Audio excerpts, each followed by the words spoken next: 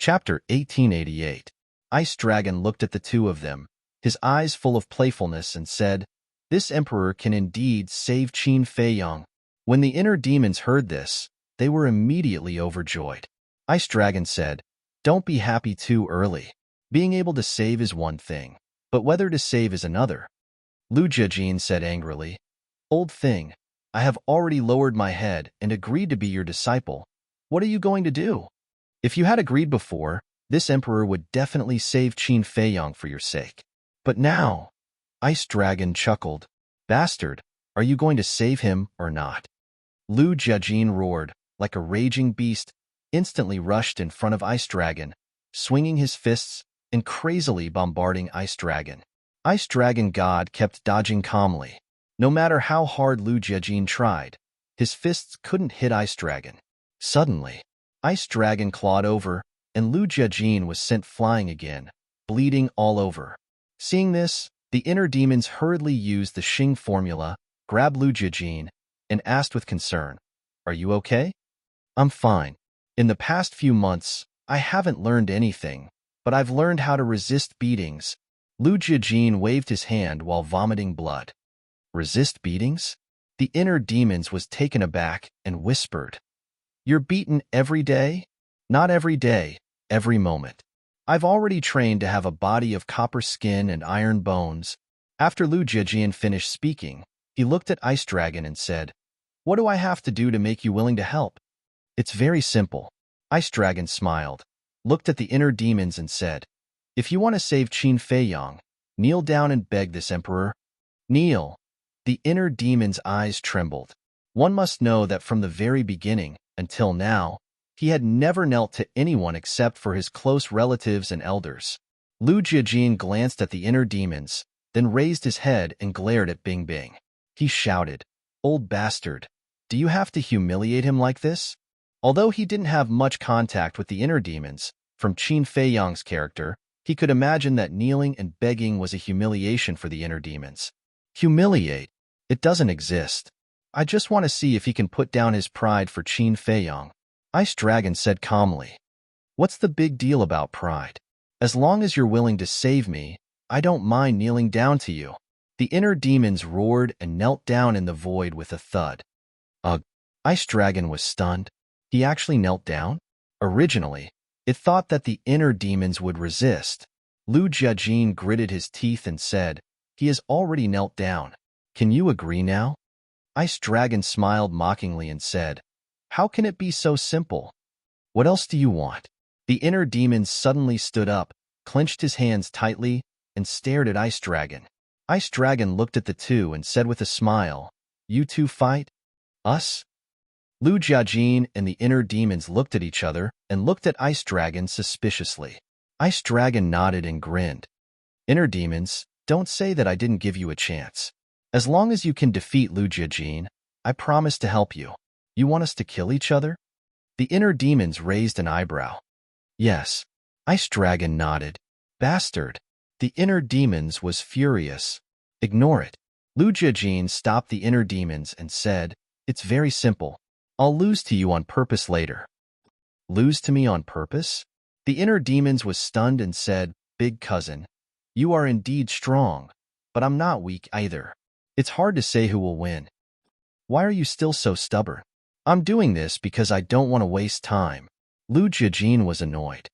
So that's how it is. The inner demons suddenly understood. To be honest, he was really unhappy that Lu Jiajin deliberately let him win, because he was confident that with his own strength, he could defeat Lu Jiajin fair and square. But Lu Jiajin was right. There was no time to waste here. Ice Dragon looked at the two with a hint of ridicule in his eyes and said, "Let's begin." Before Ice Dragon finished speaking, the two attacked at the same time. The inner demons raised his arm and slapped. Lu Jiajin also threw a punch without dodging. Boom! In an instant, the fist and palm collided. Lu Jiajin screamed and was sent flying on the spot, blood spurting out of his mouth. The inner demons looked up at Ice Dragon and said, "I won." Lu Jiajin stabilized his body and looked at Ice Dragon, saying, "I've tried my best, but I'm not as good as you." Ice Dragon's mouth twitched and roared, "Do you think I'm an idiot? Even if you're pretending, shouldn't you at least pretend? Hearing this, the two of them looked embarrassed. No matter what, I've lost. Moreover, you didn't set a rule in advance that we have to fight seriously. A big shot like you shouldn't go back on your words, right? Lu Jiajin said. The veins on Ice Dragon's forehead popped out. He actually forgot to set the rules. How careless. It's very embarrassing to go back on your words.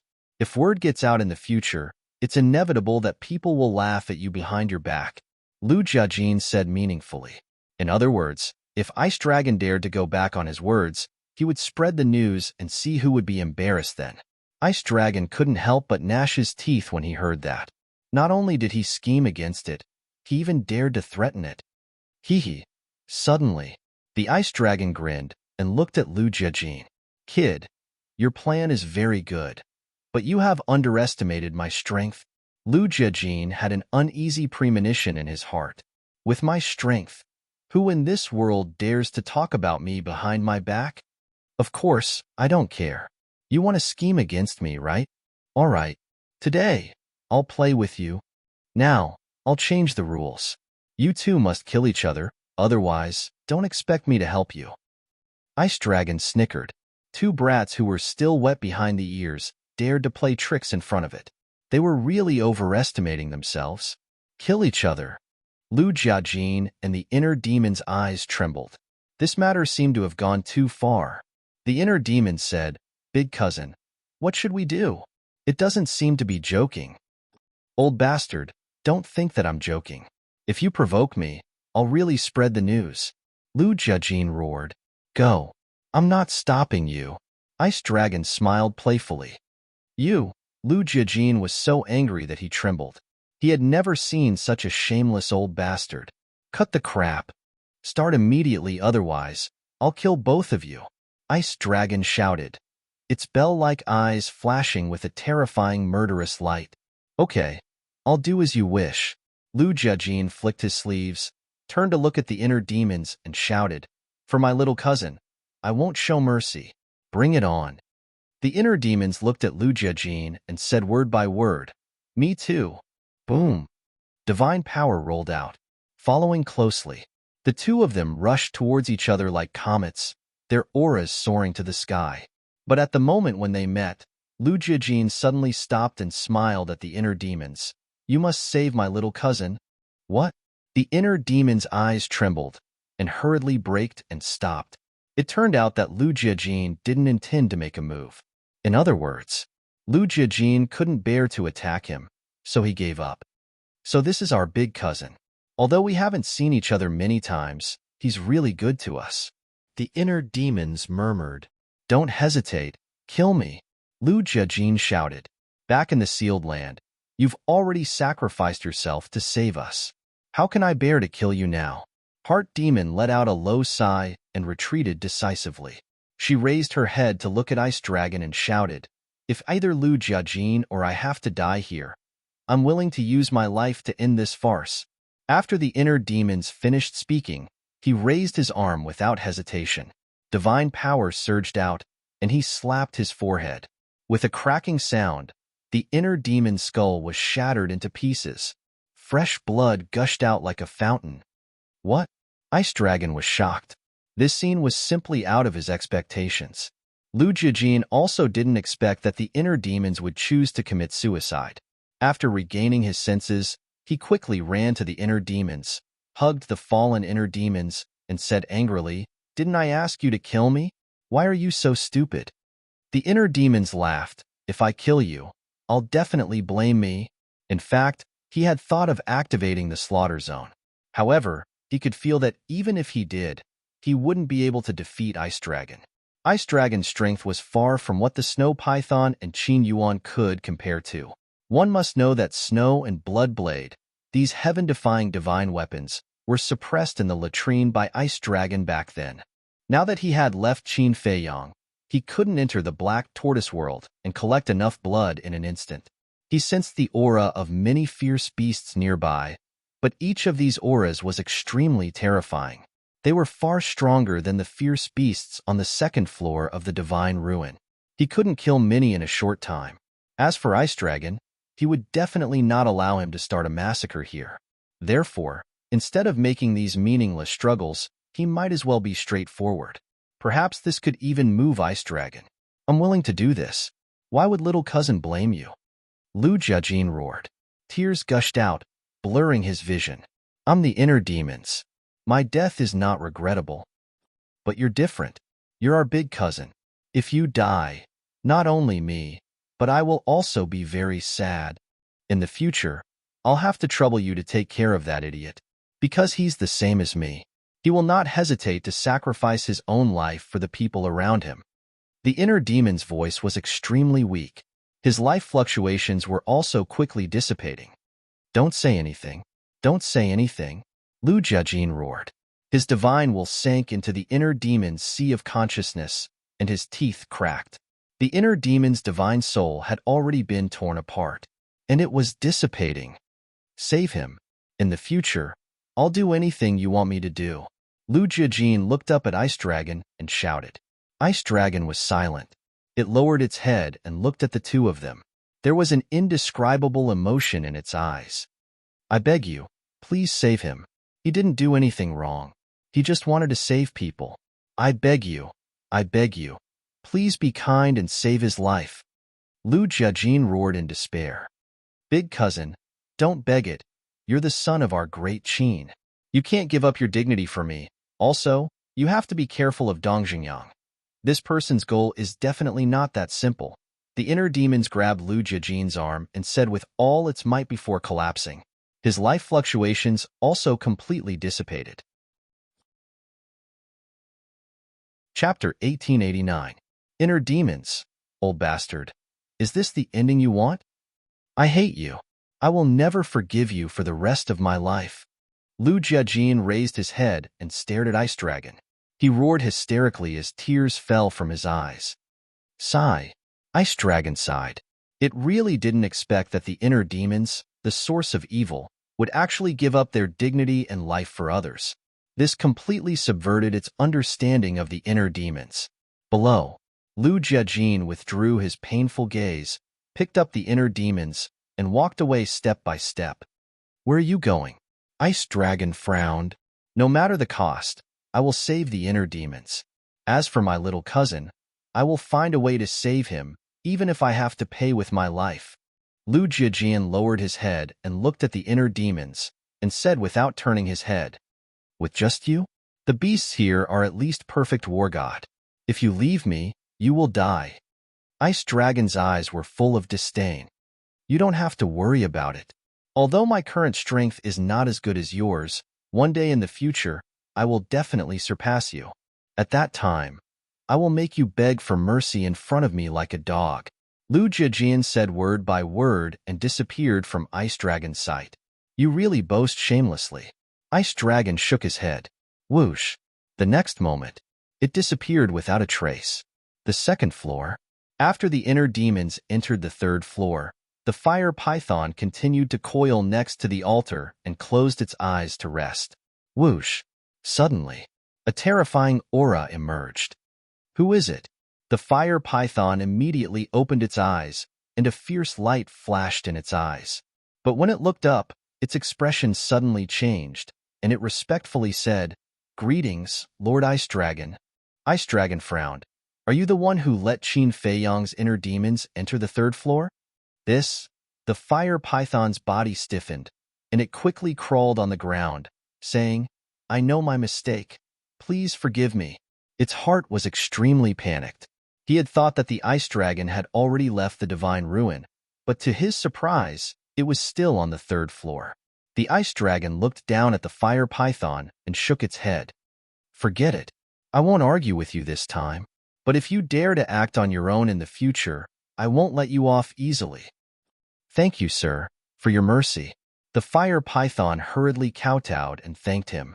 Its entire body was already dripping with cold sweat. The Ice Dragon waved its claw, and a pill appeared in front of the fire python. The pill was glowing with a myriad of colors, with 10 dragon-shaped pill chi swirling around it. That's right. It was the dragon-shaped core chi, and there were 10 of them. This is? The fire python looked at the pill in shock. Ice Dragon said, Don't worry about what pill this is. Send it to Qin Feiyang immediately. Send it to Qin Feiyang? The fire python was shocked. This was too unexpected. The ice dragon actually saved Qin Feiyang? One had to know that back then in the sealed land, Ice Dragon had attacked Qin Feiyang and even nearly killed him. Wait a minute. There shouldn't be any problem with this, right? The fire python's eyelids twitched as it hurriedly sized up the pill. What are you thinking? The ice dragon raised its eyebrows. Nothing, nothing. The fire python quivered and hurriedly shook its head. Do you think I don't know what you're thinking? The ice dragon rolled its eyes and said proudly, let me tell you. This pill can not only wake up Qin Feiyang, but also let him regain his cultivation. What? Regain his cultivation? The fire python was shocked. It originally thought that even if this was really a life-saving pill, at most, it would only wake up Qin Feiyang and let Qin Feiyang cultivate again. However, it didn't expect that it could actually let Qin Feiyang regain his cultivation. Regaining one's cultivation base and cultivating anew were two completely different concepts. Cultivating again was starting from the beginning, and regaining cultivation was directly restoring the previous cultivation. In other words, as long as Qin Feiyang took this pill, he would be able to restore his cultivation to the initial stage of the war god. It could be said that for Qin Feiyang, this was a great fortune. However, the more it was like this, the more the fire python suspected Ice Dragon's intentions. How could Ice Dragon help Qin Feiyang like this? What was the reason? Lu Jiajin? Inner demons? Wait, where are the inner demons? Why did only Ice Dragon come out? The fire python's heart skipped a beat. It raised its head to look at Ice Dragon and asked carefully, Lord, may I ask, where are the inner demons now? Inner demons? Ice Dragon pondered for a moment and sighed. He's dead? What? The fire python's gaze trembled. Ice Dragon looked at the fire python with a smile that was not a smile and said, since you're so concerned about the inner demons, it seems that your relationship with Qin Feiyang is quite good. No, no, no. I was just asking casually.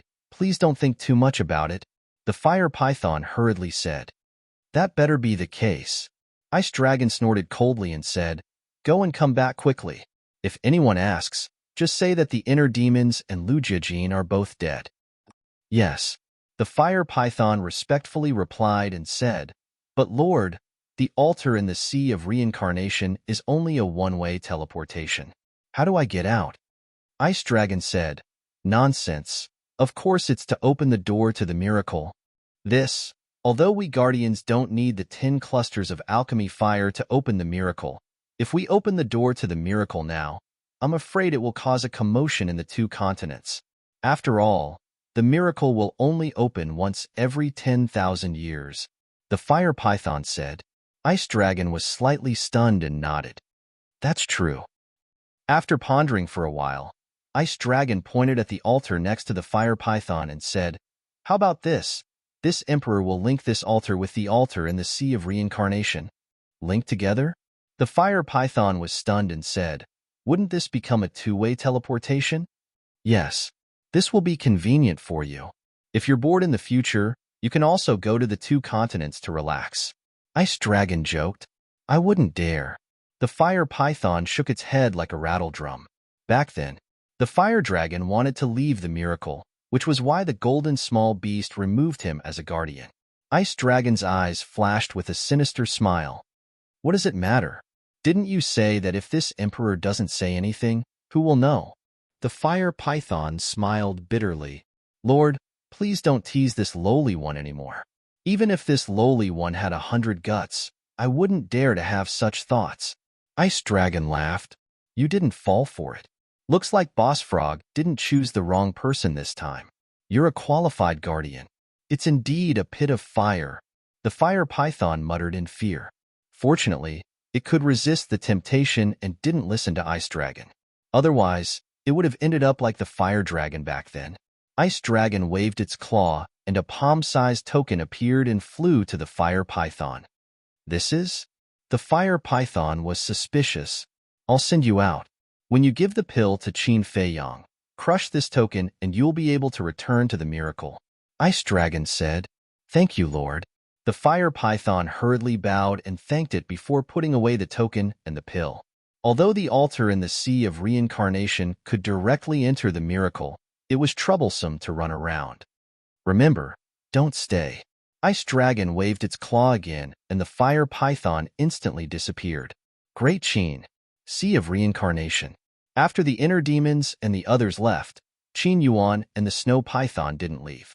They stood at the bottom of the sea and looked at the dim altar, thinking about their own matters.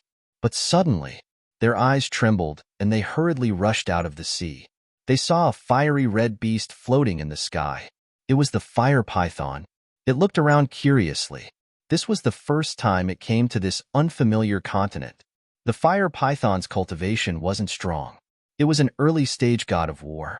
However, Qin Yuan and the snow python both felt a great pressure from it. Qin Yuan asked cautiously, "May I ask who you are?" The fire python sized up Qin Yuan and the snow python and said in surprise, "There's actually such a strong person in this place. It seems that you're the guardians of this place?" "Yes." Qin Yuan nodded.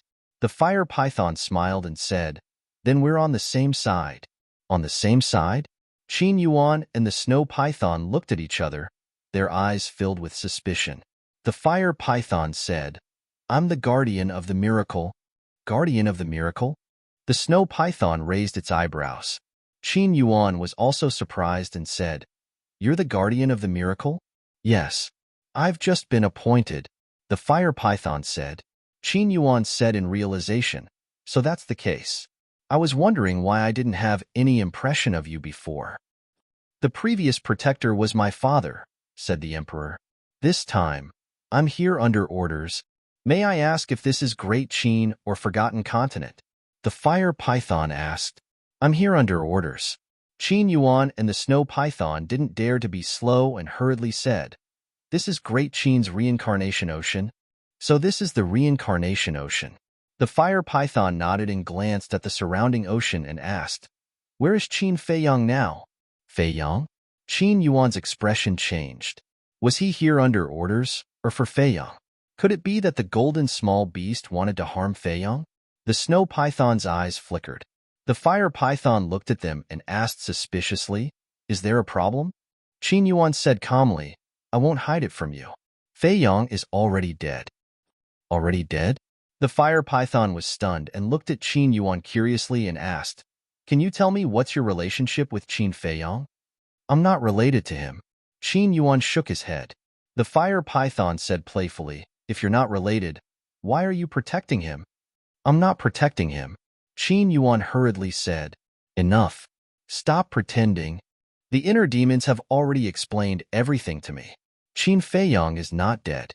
The fire python said, "This." Qin Yuan didn't know what to do. "You're lying to me. Do you know what the consequences would be if I were to report all of this to Lord Divine Beast? I'm afraid both of you will die." The fire python said with an unfriendly expression, "I wouldn't dare." Qin Yuan hurriedly lowered his head and said. The fire python shouted, "Then quickly bring me to see him." "Okay." Qin Yuan nodded. The fire python looked at the snow python and said, "You don't have to follow me?" "Yes." The snow python respectfully replied.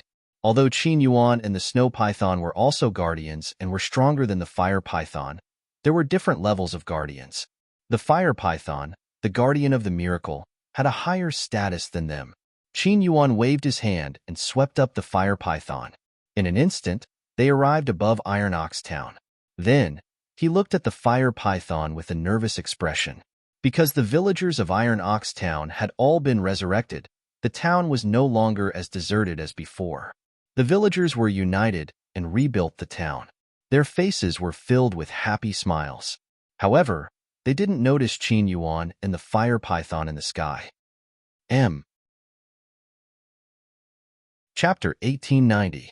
High up in the sky, the fire python looked at the nervous Qin Yuan and shook its head with a smile. "Don't be nervous. Actually, I'm friends with Brother Qin." "Friends?" Qin Yuan was stunned. "Yes, Brother Qin and I got to know each other after a fight. And this time, I'm not here to harm Brother Qin. I'm here to save him." The fire python said, "Save Feiyang." Qin Yuan's body trembled as he asked, "How?" The fire python said with a smile, "Lord Ice Dragon gave me a divine pill, saying that it can help Brother Qin regain his cultivation." Qin Yuan was overjoyed and quickly bowed. "Thank you, Your Excellency." The fire python said, "I'm just a runaway. If you want to thank someone, you should thank Lord Ice Dragon." Qin Yuan asked suspiciously, "Then why does Lord Ice Dragon want to save Fei Yong?" "I don't understand, but I guess it should be related to the inner demons." Not long ago, after the inner demons entered the miracle site, they immediately went to the third level. Not long after, Lord Ice Dragon appeared and asked me to send the divine pill. The fire python frowned, looking confused. "It seems that it's really the inner demons' credit." Qin Yuan sighed and said, "Then why did you look like you came with ill intentions?" "It's because of the snow python. I can see at a glance that that guy has ill intentions, so I deliberately put on a show." The fire python smiled. "I see." Qin Yuan nodded and smiled in admiration. "Your Excellency is really insightful. Actually, to be honest, we've heard rumors about you." "What do you mean?" The fire python was curious. Qin Yuan said, "You know Mu Tianyang and the others, right?" "Yes. It was this emperor who personally sent them to the ancient realm." The fire python nodded. Before they entered the miracle site, they said that Fei Yong has a good relationship with the current guardian. And when Fei Yong was in the miracle site, you took care of him. However, I haven't seen you with my own eyes, so when I saw you for the first time, I didn't dare to make a judgment. And you know that we guardians can't decide many things by ourselves. That's why I hid the truth from you just now." Qin Yuan said, "That's true. In the eyes of outsiders, we guardians have powerful backers and are very impressive, but in fact, we don't have the freedom to choose. For example, if Lord Beast God gave the order to kill Brother Qin, I would have no choice but to obey." The fire python sighed. "Yeah." Qin Yuan nodded. "All right, let's not talk about this anymore. Lord Beast God, they're everywhere. If they hear us, we'll be in big trouble. Bring me to see Brother Qin." The fire python said, "This old man will go. Go in that direction. It's only about 1 or 2 li away. When you see a lake, Fei Yong is there." Qin Yuan pointed in the direction of the lake. The fire python looked at Qin Yuan deeply before releasing its spirit consciousness. Very quickly, it found the location of the lake. Without lingering any longer, it appeared above the lake in a flash. Qin Yuan stood in the sky above Iron Ox Town. With a wave of his hand, the scene by the lake appeared in the void before him. In front of the courtyard, everyone didn't disperse. There was a worried look on their faces. The fire python glanced at everyone. A smile appeared in its eyes as it muttered, "I didn't expect there to be so many people who care about Brother Qin." Swish! Suddenly, several figures flew up into the sky. It was Zhao Tailai and the others. Looking at the fire python, their faces were full of surprise. The fire python smiled. "Long time no see." Zhao Tailai was surprised. "Why are you here? Isn't it for Brother Qin?" The fire python shrank its body and said, "Take me to see him." "All right." Zhao Tailai nodded and hurriedly flew down with the fire python. "Greetings, Lord Guardian." Fatso and the others who were familiar with the fire python bowed one after another. "No need to be so polite." The fire python smiled.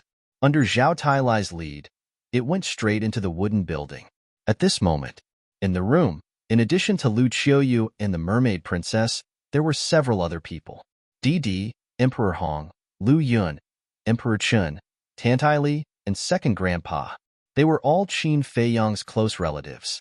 When Zhao Tailai led the fire python into the room, the group of people was shocked. Zhao Tailai quickly explained, "Everyone, don't be nervous. This is the guardian of the miracle. He is a very good friend of the young master." Tantai Li stepped forward and bowed to the fire python.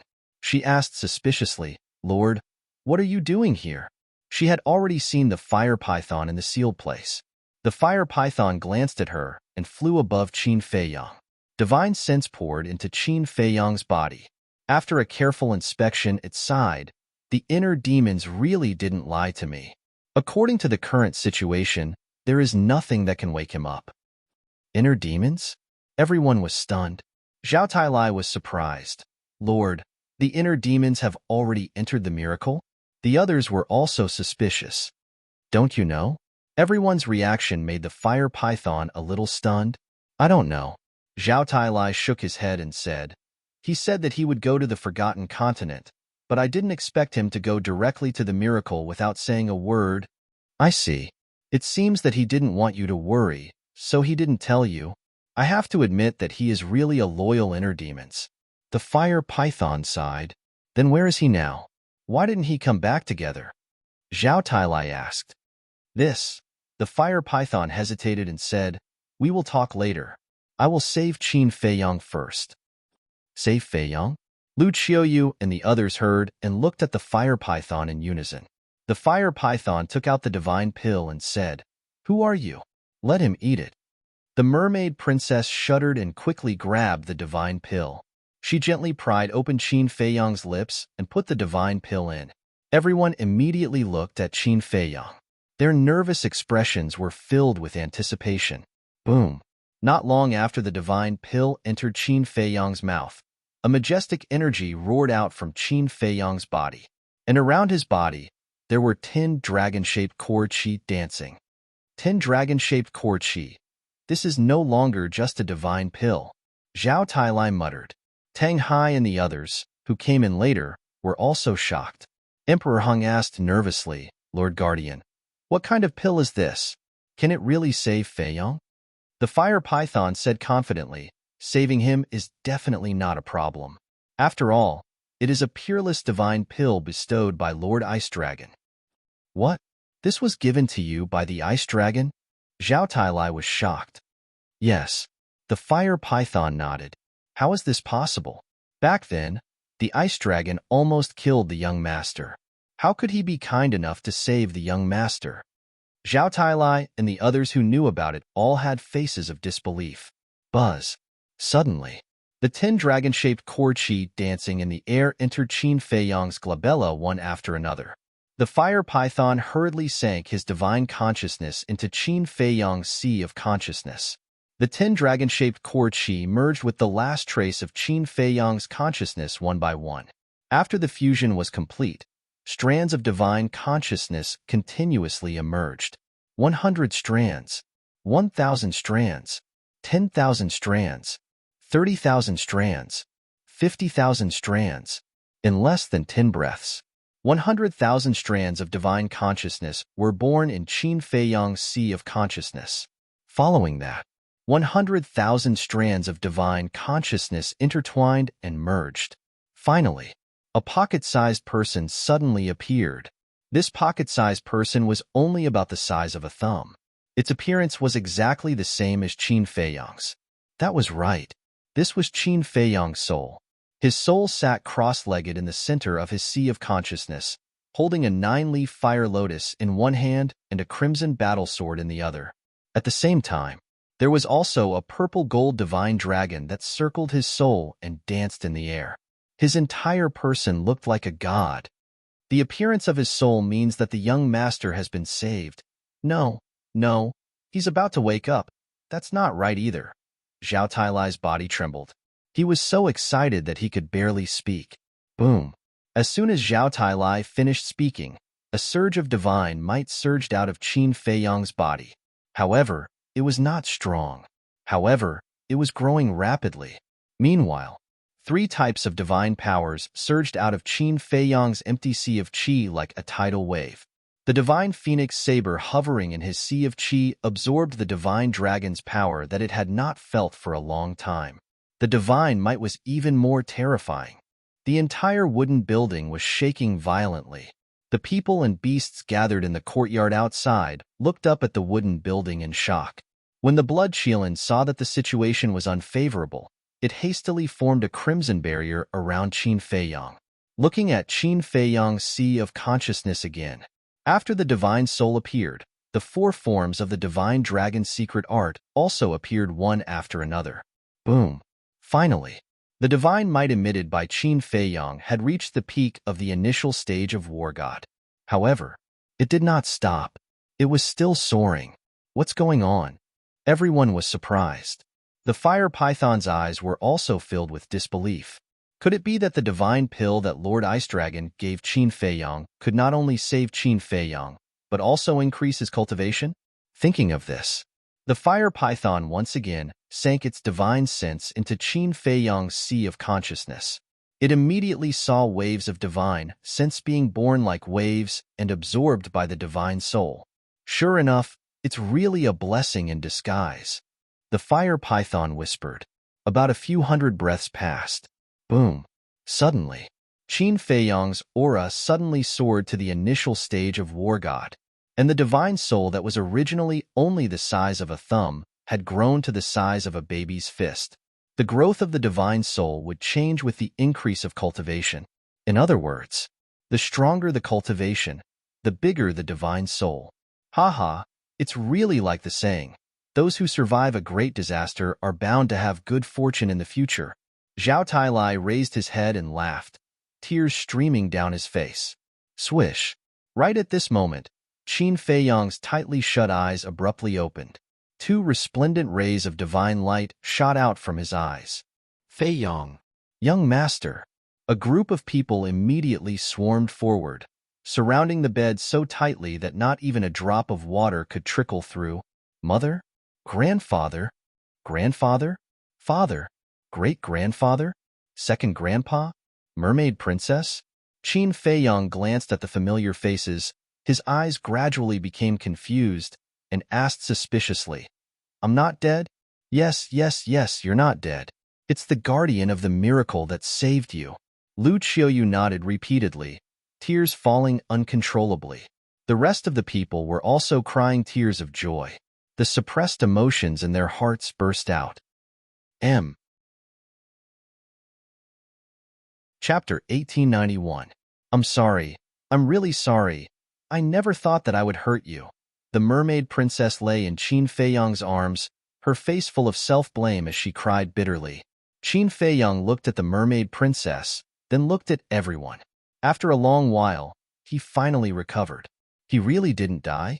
But when he opened the gate of reincarnation, he clearly felt that his body and soul had dissipated and merged with the gate of reincarnation.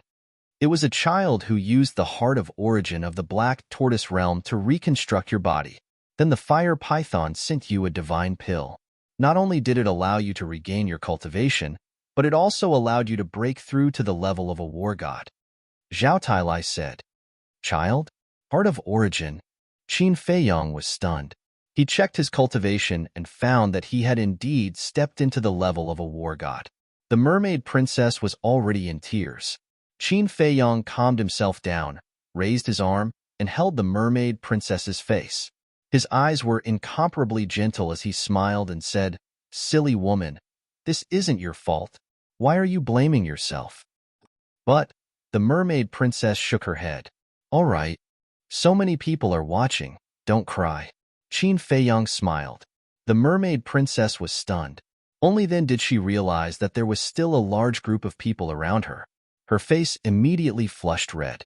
Qin Feiyang said, Help me up. The mermaid princess nodded.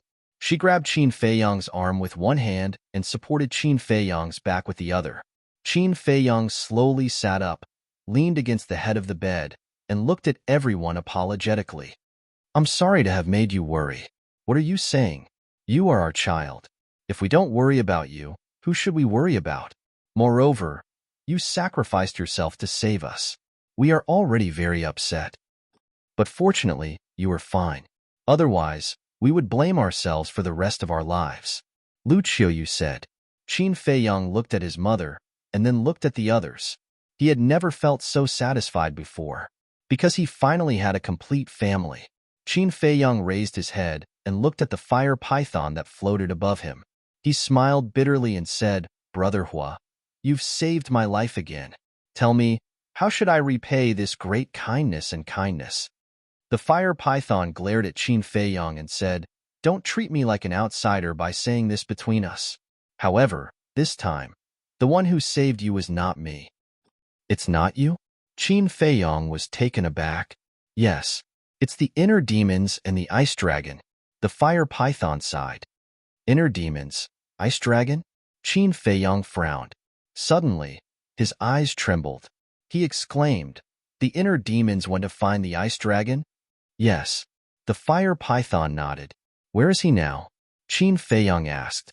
The fire python hesitated and sighed. "He's your inner demons. You should be able to feel it." Looking at the fire python's expression, Qin Feiyang's heart sank. He immediately closed his eyes. How could this be? Soon, he opened his eyes. His gaze was dull. No matter how far away he and the inner demons were, they could sense each other's existence, and they could also communicate with each other through their minds. But at this moment, he couldn't feel the existence of the inner demons. There was only one explanation for this situation. The inner demons were dead. "It seems that you've figured it out. Then I don't need to say anything more. But I have to tell you about Lu Jiejin's situation. He's dead too." The fire python said. "What? Jin is dead too?" Second grandpa and the others' expressions changed. "Yes, this is what the ice dragon said. It shouldn't be false." The fire python said. "How could this be?" The old masters of the Lu family swayed. Their faces were pale. The fire python looked at the few of them. Then, it looked at Qin Feiyang and said, "This emperor has already done what Lord Ice Dragon instructed me to do. It is time for me to leave. Rest well for a while. This emperor will wait for you at the divine trace." Qin Feiyang exhaled and looked at the fire python with a smile. "Thank you. I won't see you off then." The fire python nodded and took out the token. After crushing the token, the fire python quickly disappeared. Qin Feiyang withdrew his gaze and glanced at everyone. He secretly sighed. Originally, because of his rebirth, everyone was very happy. But now, because of the inner demons and Lu Jiejin's death, they were in grief. Indeed, before the first wave had subsided, another wave had risen. Qin Feiyang looked at the mermaid princess and said, "Let everyone calm down for a while. Accompany me for a walk." "Okay." The mermaid princess nodded. She helped Qin Feiyang up and left the room. Zhao Tailai and the Blood Kirin looked at Lu Qiuyu and the others. They sighed and silently followed Qin Feiyang out.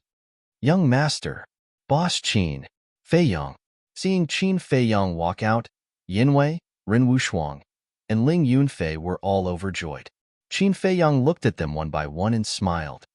"Thank you for always being with me. We should be the ones thanking you. If it wasn't for you, we would have all become lonely ghosts." Everyone laughed. Qin Feiyang smiled and nodded at the mermaid princess. The mermaid princess helped Qin Feiyang out of the yard. Everyone consciously retreated to the side. But when they looked at Qin Feiyang, they were puzzled. Why did Qin Feiyang look so unhappy? "Old Zhao, what's going on?" Yan Wei whispered. "The inner demons and Lu Jiejin are dead." Zhao Tailai sighed. "What?" Yan Wei and the others' faces changed. "Big brother." Lu Zheng's face turned pale. By the lake, Qin Feiyang stood next to a green rock, motionless as he looked at the lake. He was silent. The mermaid princess was very obedient. She quietly accompanied Qin Feiyang. After an unknown amount of time, Qin Feiyang suddenly covered his face and cried. The mermaid princess wanted to comfort him, but she didn't know where to start. "I have been sensing for a long time, but I still can't feel the inner demons. He is really dead," Qin Feiyang murmured, his face twisted in pain. Feiyang, looking at Qin Feiyang's appearance, the mermaid princess felt as if a knife was being twisted in her heart. "Do you know? They must have died to save me. I came back to life, but they are dead. I really don't know why God is doing this to me. What did I do wrong? I opened the gate of rebirth to protect the people around me, but now, I really didn't want it to be like this." Qin Feiyang shook his head. Little drops of tears flowed through his fingers. The mermaid princess also couldn't help but comfort him. "I believe that they have no regrets. Don't blame yourself, okay?" "Don't blame myself? I really can't do it." Qin Feiyang shook his head. After a long time, he lowered his arm, looked up at the sky, and murmured, "The ice dragon saved me. I should be grateful to it, but I won't let it go." "Feiyang, the fact that the ice dragon brought you back from the dead means that its strength is far beyond what you can compare to. Don't do anything stupid. The mermaid princess hurriedly advised. Qin Feiyang turned to the mermaid princess and said, "Don't worry, I know what to do. I will live well, and not let down the inner demons and big cousin." The mermaid princess sighed in relief. Qin Feiyang reached out and hugged the mermaid princess. A smile appeared on his face. "I've wronged you all these years. I swear, I won't let go in the future. You can't escape from me either." The mermaid princess's cheeks blushed. She snuggled in Qin Feiyang's arms and said, "I won't let you leave me. Even if you say that I'm shameless, I will still cling to you." "Thank you for always loving me," Qin Feiyang murmured. The mermaid princess raised her head and looked into Qin Feiyang's eyes. She smiled and said, "I also thank you for always thinking of me." The two hugged each other affectionately. The two's figures were reflected on the surface of the lake. A gentle breeze blew, blowing their hair and clothes. At this moment, everything seemed to be frozen in place, becoming an eternity. The lovers finally got married. Yes, after going through so much, the young master finally opened his heart. To be honest, I'm not used to hearing the young master say such mushy words, but the young master still hasn't learned. In such a loving atmosphere, he didn't even kiss her? Looks like I have to teach him how to be a real man. Zhao Tailai, Willow Tree, Li Jin, Yu Huang, and the others hid behind a rock not far away. They secretly looked at Qin Feiyang and the mermaid princess and whispered, "Big brother, why did you leave me? Can you come back? I promise I'll listen to you in the future. I'll do whatever you ask me to do." At the same time, on a small hill behind the courtyard, Lu Zheng sat alone on the grass. He hugged his head and cried softly. Not far away, a woman in white stood silently beside a small tree. She looked at Lu Zheng with a trace of pity in her eyes. This woman was none other than Lu Hong. Previously, after Qin Feiyang and the mermaid princess left, Lu Zheng also left silently. Originally, Lu Hong wanted to see Qin Feiyang, but she thought that with the mermaid princess accompanying him, she didn't need to worry.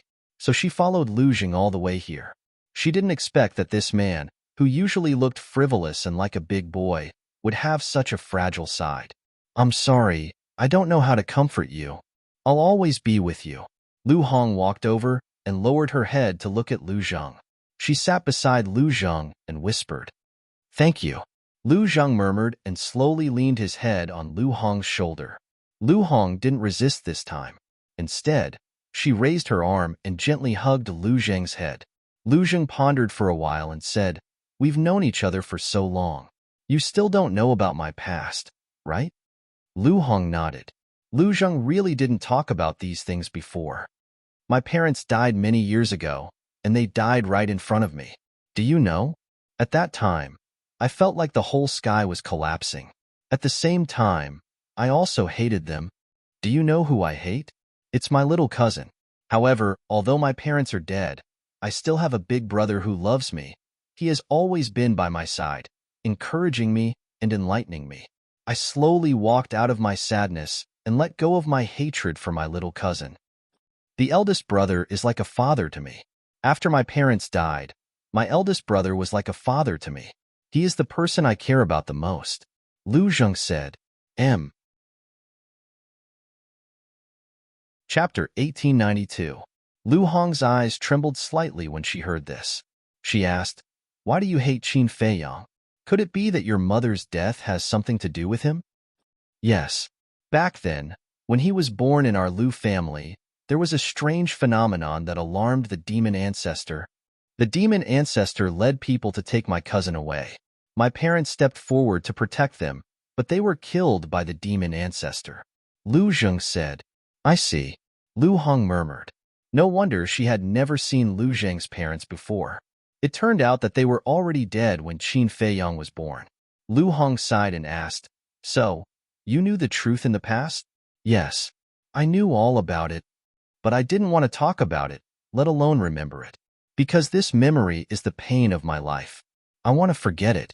Do you understand?" Lu Zheng said painfully. "I understand." Lu Hong nodded. She really didn't expect that Lu Zheng had such a heavy memory hidden in his heart. "During that time, I really hated it. I hated my cousin, I hated my uncle, and I hated my aunt. I hated them. Why did they come to the Lu family and implicate us? But Big Brother was different. He didn't hate my uncle, aunt, and my cousin at all. Instead, he blamed himself. He blamed himself for not being able to protect everyone. To be honest, I can't blame Second Grandpa for being biased. The gap between Big Brother and me is indeed very big. Lu Zheng smiled bitterly. Lu Hong said, actually, Second Grandpa wasn't biased. He just didn't want you to bear too much burden. I know. Usually, when I said that he was biased, I was just saying it. Later, under Big Brother's guidance, I finally slowly let go of my resentment. However, from then on, I rarely saw Big Brother again. Lu Zheng said. Rarely saw him again? Lu Hong was stunned. Yes. Since that incident, Big Brother has been obsessed with cultivation. I wanted to see him, but he didn't allow it. Actually, I know that it's not that he doesn't want to see me. It's because he doesn't want to be distracted. He wants to work hard to become stronger so that he can protect me and the family around him. Lu Zheng said. Lu Hong smiled and said, your big brother is really an admirable man. Yeah, I'm very proud to have such a big brother, but I didn't even have the time to have a proper conversation with him before he left. Furthermore, this time, it was to save my little cousin. My heart really hurts. Lu Zheng clenched his fists and closed his eyes. His face was full of pain. Lu Hong said, then, do you hate Qin Feiyang now? My parents and big brother all died because of him. Tell me, how can I not hate him?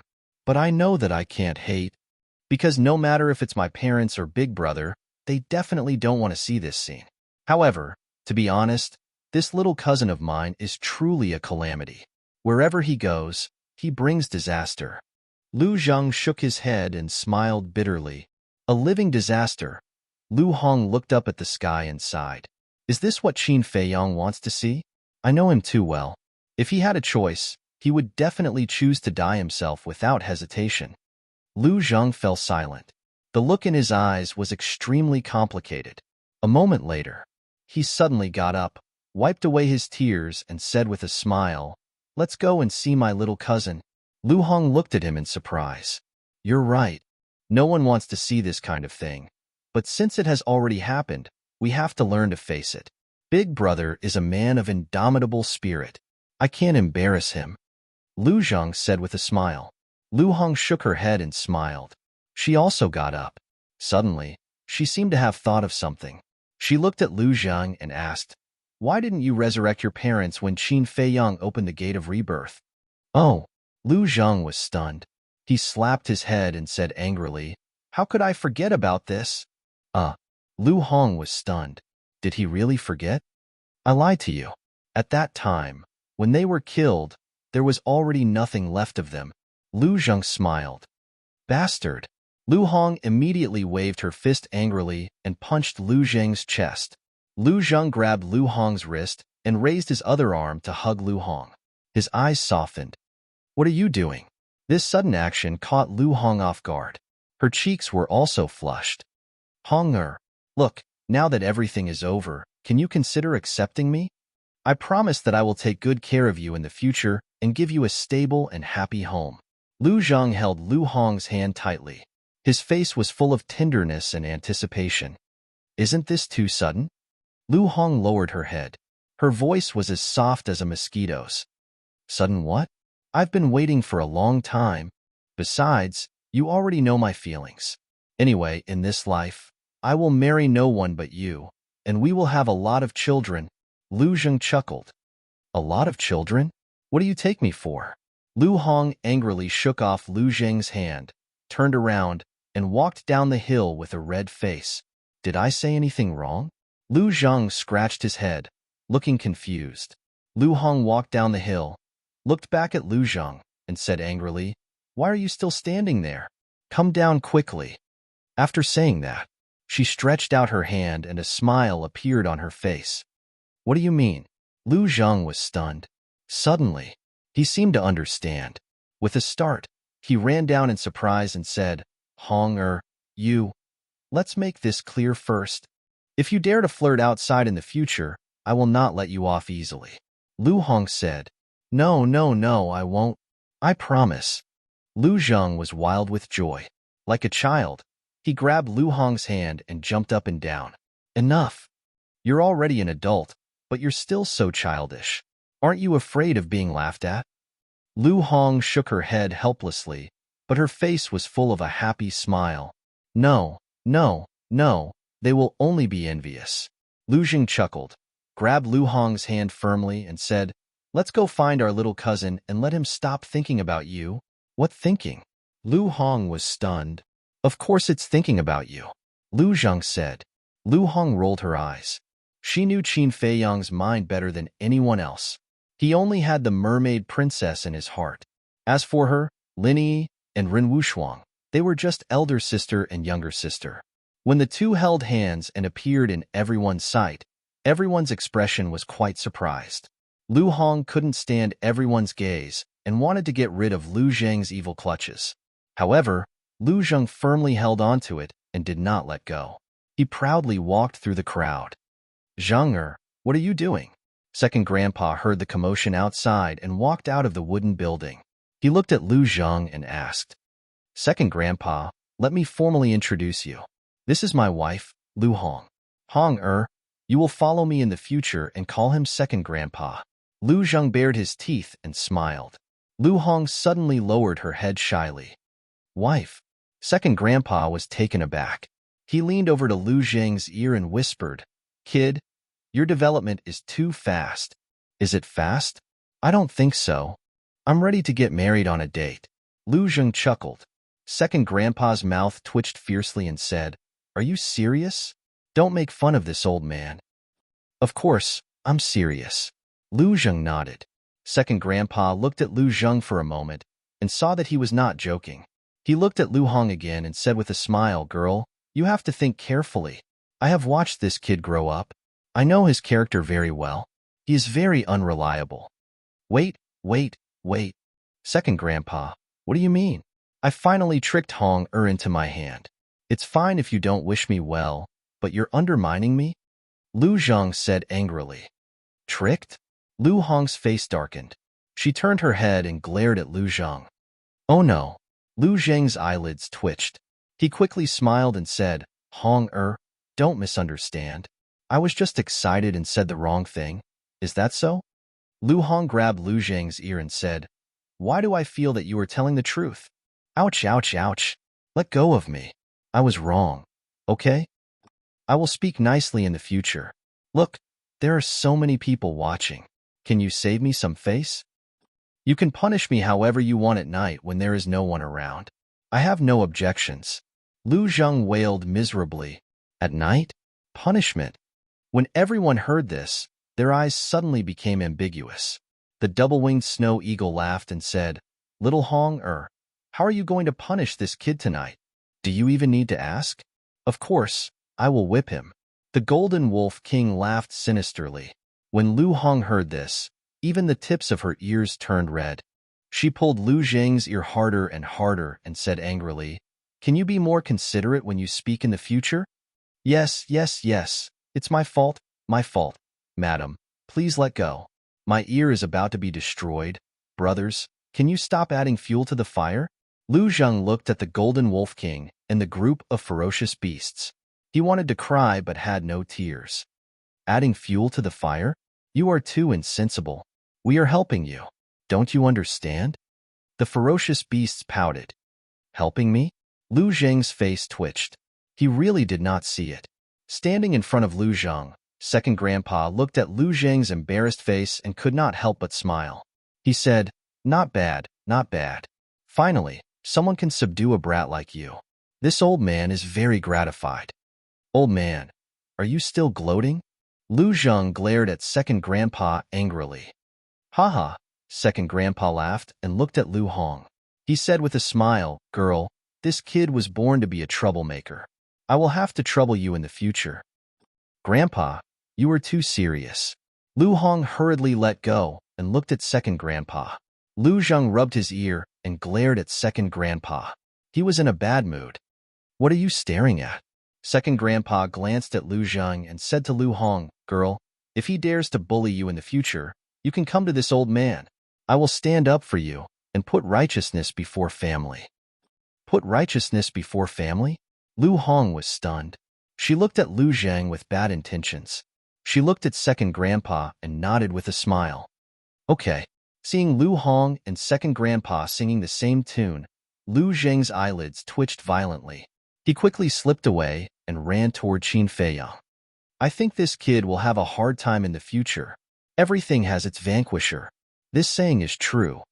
Looking at the fleeing Lu family, everyone could not help but roar with laughter. But then again, Hong is suddenly getting married. I really can't bear to part with her. It can't be helped. After all, the girl has grown up. Sooner or later, she will become someone else's wife. The black dragon snake and the other beasts sighed. What nonsense are you talking about? Lu Hong looked at everyone helplessly. This was just the beginning. How did she reach the point of getting married? Chapter 1893. By the lake. Qin Feiyang and the mermaid princess also saw this scene, and they were sincerely happy for Lu Zhang. Lu Zhang ran to the two of them and said helplessly, I really wonder if second grandpa and the others picked me up from the river. You should be content with what you have.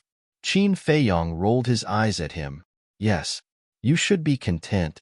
Lu Zhang smiled and glanced at the mermaid princess.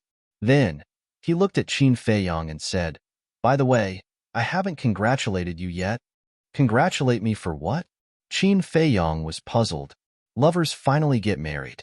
Why don't we pick a date and get married together? Lu Zhang chuckled. Get married? The two of them were stunned. Mermaid Princess came to her senses and glanced at Qin Feiyang with some expectation in her eyes. However, Qin Feiyang lowered his head and remained silent. You advised me to be content. Shouldn't you be content with what you have? Look at everything now. Isn't this what you've been waiting for? Lu Zhang said. Qin Feiyang looked up and glanced at everyone. Zhao Tailai and the others did not hide. They walked out from behind the stone and looked at Qin Feiyang with smiles on their faces. Lu Qiuyu and the others also walked out of the wooden building one after another with smiles on their faces. Although the death of Big Brother and the inner demons is a heavy blow to us, we have to live well for the dead. I believe that they think so too. Lu Zhang smiled. Qin Feiyang looked at everyone and then at Lu Zhang. He nodded and said, Yes, we have to live well for them and live happily. Lu Zhang said, Then let's pick a date now? Is it necessary to be so impatient? Qin Feiyang was speechless. Of course. Haven't you heard of this saying? Strike while the iron is hot, and eat while the iron is hot. What if Hong goes back on her word after a long time? Lu Zhang said, I know Lu Hong's character. As long as she has decided on something, she will definitely continue to do it. However, Qin Feiyang looked at the mermaid princess and smiled. I should give you an answer. Lu Zhang glanced at the mermaid princess and asked, What's your answer? Qin Feiyang pondered for a moment, then said to the mermaid princess, Can you give me a bit more time? It's all right. In any case, I will always follow you from now on. The mermaid princess said with a smile. However, there was still a trace of disappointment in her eyes. You blockhead. Lu Zhang rolled his eyes at Qin Feiyang, shook his head, and said, Forget it, I won't meddle in your affairs. You do as you see fit. With that, he turned and left. Qin Feiyang glanced at Lu Zhang, reached out and touched the mermaid princess's cheek, and said, Thank you. I can understand. The mermaid princess nestled in Qin Feiyang's arms and said, As long as you don't leave me behind in the future and let me stay by your side forever, I will already be very happy and satisfied. I will. Qin Feiyang muttered to himself and said with a smile, Let's go to the Sea of Despair. After all, I promised your father that after you resurrected, I would immediately take you to see him. I'll listen to you. The mermaid princess nodded. Qin Feiyang turned to look at Lu Qiuyu and the others, and said with a smile, Mother, Father, Grandfather, I'm going to the Sea of Reincarnation. You guys settle everyone down. Go. Lu Qiuyu waved and smiled. Immediately, Qin Feiyang pulled the mermaid princess and stepped into the air step by step. This kid, what exactly is he thinking? Why don't you get married with such a good opportunity, so that we can have grandchildren as soon as possible? The emperor said unhappily. Lu Qiuyu laughed. The child is grown up and has his own thoughts. We don't have to worry about it. But the emperor wanted to say something, but Emperor Hong interrupted him and shook his head. Don't count on Fei Yong to carry on our Qin clan's bloodline, because his footsteps still have to continue. That's right, Great Qin and Forgotten Continent are too small to accommodate him. The mysterious lady looked at Qin Fei Yong's back and sighed. Above a mountain range, Qin Fei Yong and the mermaid princess held hands tightly as they walked towards the Sea of Despair while looking at the scenery below. Fei Yong, wait. Suddenly, an old voice came from the void behind them. Uncle Yuan. Qin Fei Yong was taken aback. He stopped and turned around to look. He saw a white-haired old man standing in the air not far away. Qin Yuan looked at Qin Fei Yong and lowered his head in shame. What's going on? Qin Fei Yong walked over suspiciously. The mermaid princess followed beside Qin Fei Yong and said in a low voice, There's something you don't know yet. What is it? Qin Fei Yong was puzzled. When you opened the gate of reincarnation, Uncle Yuan sent the blood of the demon ancestor and Mu Tianyang into the gate of reincarnation. Because of this, the inner demons almost went berserk, the mermaid princess said.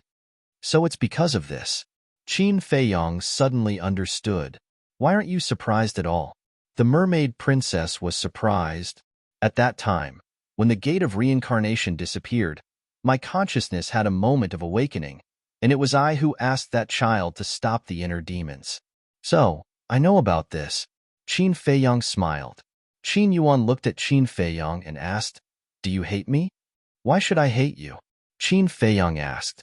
Qin Yuan said, It's because of the demon ancestor and the others that everyone died, and it's also because of them that you opened the gate of reincarnation.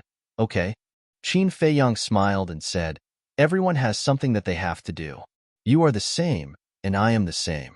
In my heart, you will always be my most respected Uncle Yuan. Qin Fei Yong looked at Qin Fei Yong in a daze, and his eyes couldn't help but become misty. He said, Thank you, Fei Yong. Qin Fei Yong said, However, I'm really curious. Why did you save them? Uncle Yuan said, This matter has something to do with Dong Zhengyang. Dong Zhengyang. Qin Fei Yong muttered, and his eyes flickered. Dong Zhengyang told me that back then, he used the Eye of Destiny and saw a very terrifying scene. So he was killed by the small beast. Uncle Yuan said. Qin Fei Yong asked, Then what did he see? Qin Yuan said, The sky fell and the earth cracked, and the people were plunged into misery and suffering, and even the world was destroyed. What? Qin Fei Yong was shocked. The mermaid princess was also shocked. Qin Yuan said, And the ones who destroyed this world were the small beast and the ice dragon. How is that possible? Although their methods are indeed terrifying, it's not enough to destroy this world. Qin Fei Yong said. Yes. At first, I didn't believe it either. So when the inner demons asked me in the Butterfly Valley, I didn't say much. However, later on, when I went to seal the Chief Tower Master and Zhuge Shinfeng with the Snow Python, Dong Zhengyang came to me again and showed me the scene he saw back then. To be honest, I still didn't dare to believe it. After all, the future is too uncertain. However, I didn't dare to not believe it completely. What if it really happened in the future? So after thinking about it, I chose to take a gamble. Qin Yuan said, Okay, even if what Dong Zhengyang said is true, what does this have to do with reviving the demon ancestor and the others? Why did they go to the ancient world? Qin Fei Yong was suspicious. Dong Zhengyang told me this. Back then, when he saw the world being destroyed, he also saw a glimmer of hope in the midst of despair. Qin Yuan said. Qin Fei Yong said, Don't tell me that this glimmer of hope is the demon ancestor and Mu Tianyang. They are just one of them. There is also you, mermaid princess, Lin Yi, Lu Jiajin, and so on. Qin Yuan said. The mermaid princess was stunned. How is it related to me? Because you opened the eye of life. And the hope that Dong Zhengyang saw was the 10 heaven-defying fighting souls. According to him, the owners of the 10 heaven-defying fighting souls will be the only hope to fight against the small beast and the ice dragon in the future. Qin Yuan said. 10 heaven-defying fighting souls. Qin Fei Yong frowned. That sounded a little too incredible. Yes, the owners of the 10 heaven-defying fighting souls were basically talented people, but to fight against the small beast and the ice dragon, I'm afraid they are still far from it. In the beginning, he used the seal of fate to control you. He also hoped that you and the demon ancestor would stop killing each other. After all, you are all unruly people. If he doesn't control you, you won't listen to him at all. Of course, it is undeniable that he also has some selfish motives. He wants to defeat the small beast and let the snow python restore the body of the white dragon. As for going to the ancient realm, it is because in the ancient realm, everyone can grow up as soon as possible. Qin Yuan said. Qin Feiyang pondered for a while and said, "Last time you said that Dong Xingyang and the snow python used to be partners?" Yes. Qin Yuan nodded. It seems that he is also a loyal person. If what he said is true, I will contribute when the time comes. But if he has ulterior motives, then I will let him know the price of deceiving us. A cold light flashed in Qin Feiyang's eyes. The mermaid palace master said, "Feiyang, even if what Dong Xingyang said is true, now, Big Cousin has already sacrificed himself. As for Lu Jiejin's death, this old man also knows. However, Dong Xingyang also said that you, who have the 10 heaven-defying fighting souls, will not die before the world is destroyed." Qin Yuan said. "Will not die? You mean Big Cousin is still alive?" Qin Feiyang said in surprise. This old man doesn't know either. You can't believe Dong Xingyang's words completely. Qin Yuan shook his head. Phew. Qin Feiyang took a deep breath and nodded. I understand. When I go to the ancient realm, I will find Dong Xingyang to figure it out. Qin Yuan said with a smile. Now that you have grown up, you have your own judgment. This old man doesn't need to worry about it anymore. You can go and do your best. Qin Feiyang smiled and said, You haven't seen Grandpa for so many years. Don't you want to go and see him? Now that the knot in my heart has been untied, I will definitely go. You guys should go and relax. Don't worry about the affairs of us old fellows. Qin Yuan said. Okay. Qin Feiyang nodded and turned to leave with the mermaid princess. Qin Yuan looked at their backs and let out a long sigh of relief. He also turned and flew toward the lake. Chapter 1894. The Sea of Despair. As usual, it was bone-chillingly cold. This sea, because it was the habitat of the mermaid clan, was not damaged at all. The undersea city was still as lively and prosperous as before. Qin Feiyang brought the mermaid princess through the desert of death and arrived above the coastline of the Sea of Despair. Qin Feiyang glanced at the sea in front of him and said with a smile, Do you still remember the scene when we first met? The mermaid princess was taken aback. Thinking back carefully, her cheeks suddenly blushed. Of course, she remembered the scene of their first encounter. At that time, she was lying on a rock, basking in the sun. Because of the desert of death, no one could come to the Sea of Despair, so she was at ease and dared to bare her body. But in the end, she was seen by Qin Feiyang and the others, and there was a lot of friction. Qin Feiyang said proudly, at that time, You probably didn't think that you would like me. Who likes you? Don't be so smug. The mermaid princess rolled her eyes at him. Ha. Qin Feiyang laughed, looked up at the sea, and said, I remember that the sea is very cold. Back then, when I touched the water, my fingers were frozen. What was your cultivation level at that time? It's definitely different now. After all, you're already a war god at the small completion stage. The mermaid princess said, That's true. Qin Feiyang nodded with a smile, grabbed the mermaid princess, and jumped into the sea. The cold sea swept over, but Qin Feiyang didn't feel cold at all. I miss it so much. The mermaid princess slapped the sea with both hands, like a little elf, and laughed happily. Yeah, I miss it so much. Qin Feiyang looked at the mermaid princess and muttered, You don't live here. What do you miss? The mermaid princess was puzzled, but when she looked at Qin Feiyang, she found that Qin Feiyang was staring at her. What are you looking at? The mermaid princess was suspicious. She lowered her head and looked at herself. Her face immediately turned red. Under the immersion of the seawater, the clothes on her body became translucent, faintly discernible. Qin Feiyong came back to his senses. Looking at that beautiful face, his heart suddenly skipped a beat. Subsequently, he glanced around and saw that there was no one around. Then, he hugged the mermaid princess' slender waist. Their bodies were instantly pressed against each other. The mermaid princess's cheeks were almost dripping water. Qin Feiyong felt a fire burning in his heart. He couldn't help but lower his head and kiss the mermaid princess' lips. The mermaid princess's heart was also pounding, and she slowly closed her eyes. Voila! However, at this moment, the sea surface not far away exploded, and two mermaids rushed out. Qin Feiyong and the mermaid princess were taken aback and turned their heads to look. The two mermaids scanned the surrounding sea surface and soon saw Qin Feiyong and the mermaid princess. Princess? Qin Feiyong? Looking at Qin Feiyong and mermaid princess, the two mermaids were taken aback at first, and then they immediately looked ecstatic. But then, they were stunned again, looking at the ambiguous posture of Qin Feiyong and the mermaid princess at the moment. One of the mermaids muttered, "Hey, we seem to have come out at the wrong time." "It's not as if it's originally," the other mermaid said. The two of them immediately quivered. "Princess, young Master Qin, I'm really sorry. We just heard movement on the sea surface, so we came up to check, but we didn't expect it to be you. Sorry to disturb. I'm really sorry. We'll leave right away. You can continue." After the two mermaids finished speaking, they slipped into the sea and disappeared. Qin Feiyong was dumbfounded as he watched. The mermaid princess's cheeks were boiling hot. She lowered her head and murmured, "That, we."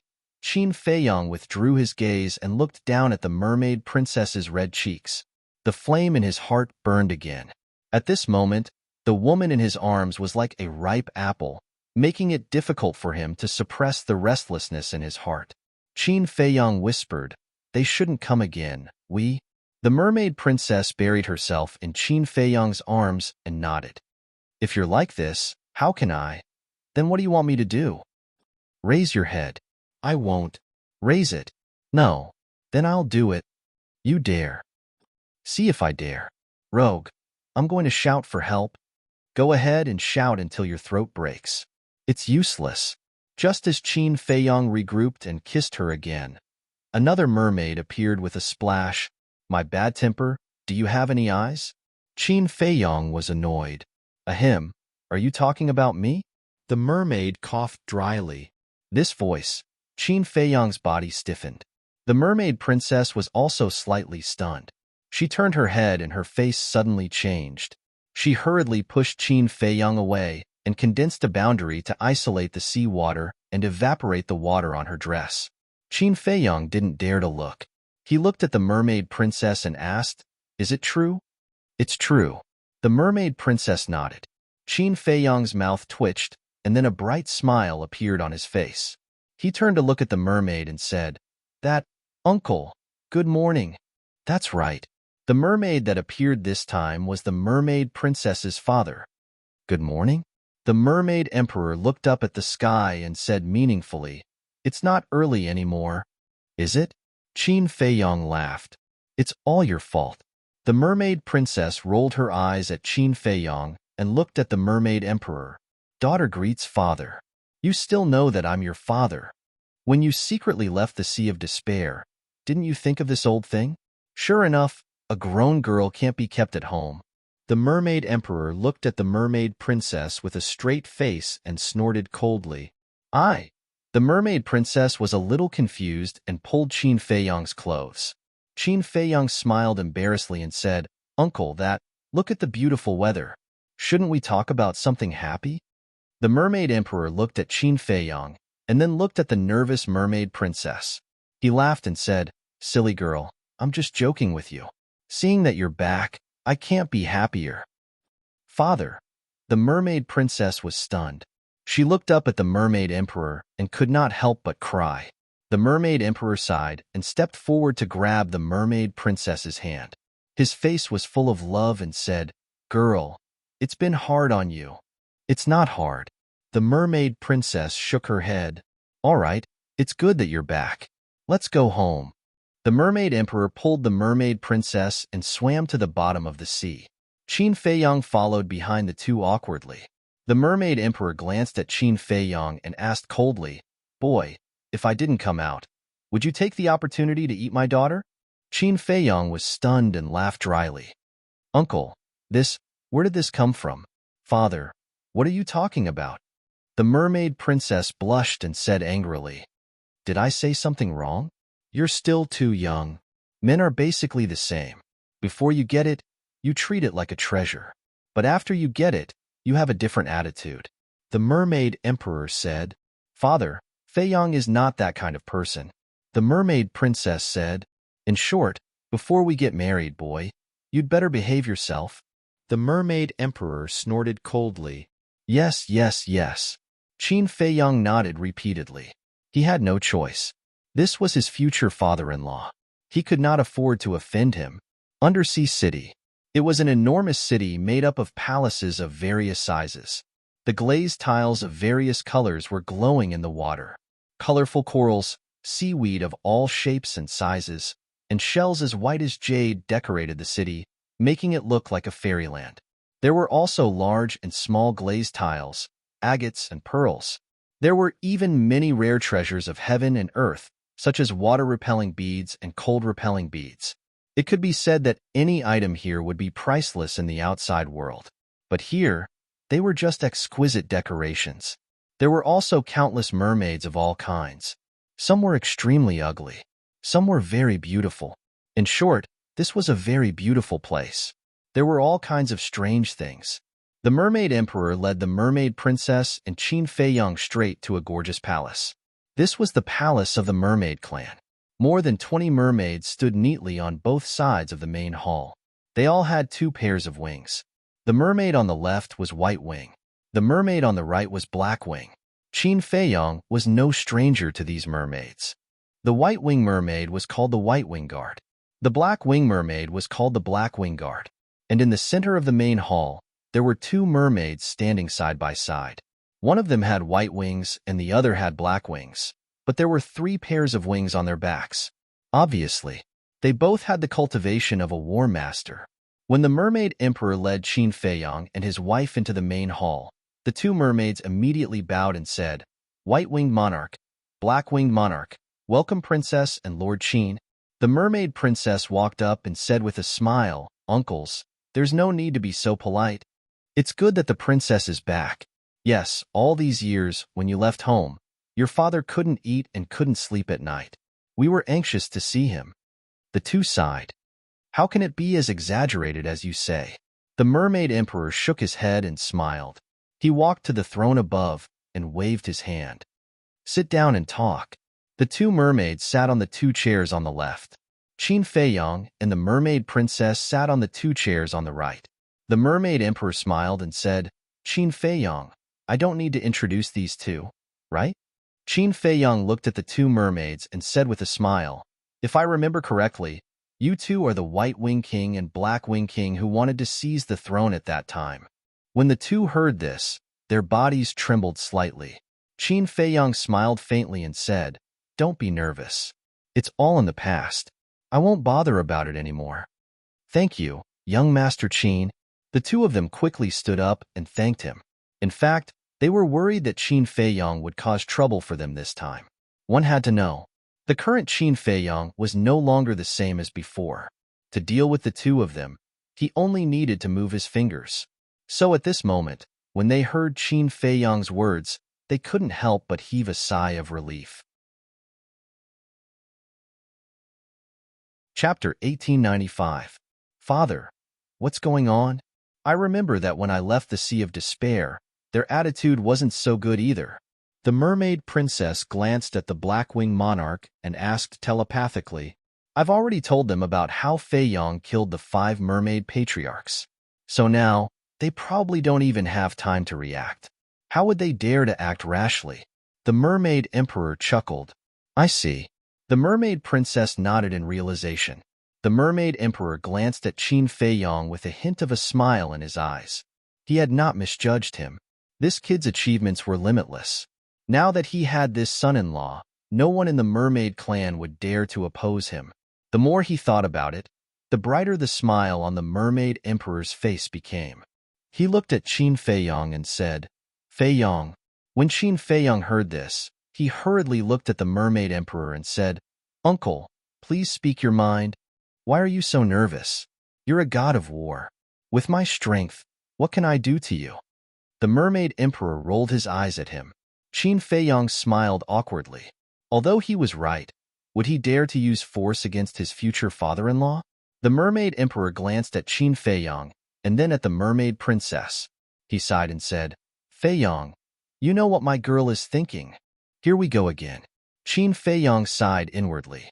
Obviously, he was urging them to get married. He looked at the mermaid princess with a hint of apology in his eyes. The mermaid princess also knew what Qin Feiyong was trying to express. She shook her head understandingly, implying that he should not feel guilty. Thank you, Qin Feiyong said secretly.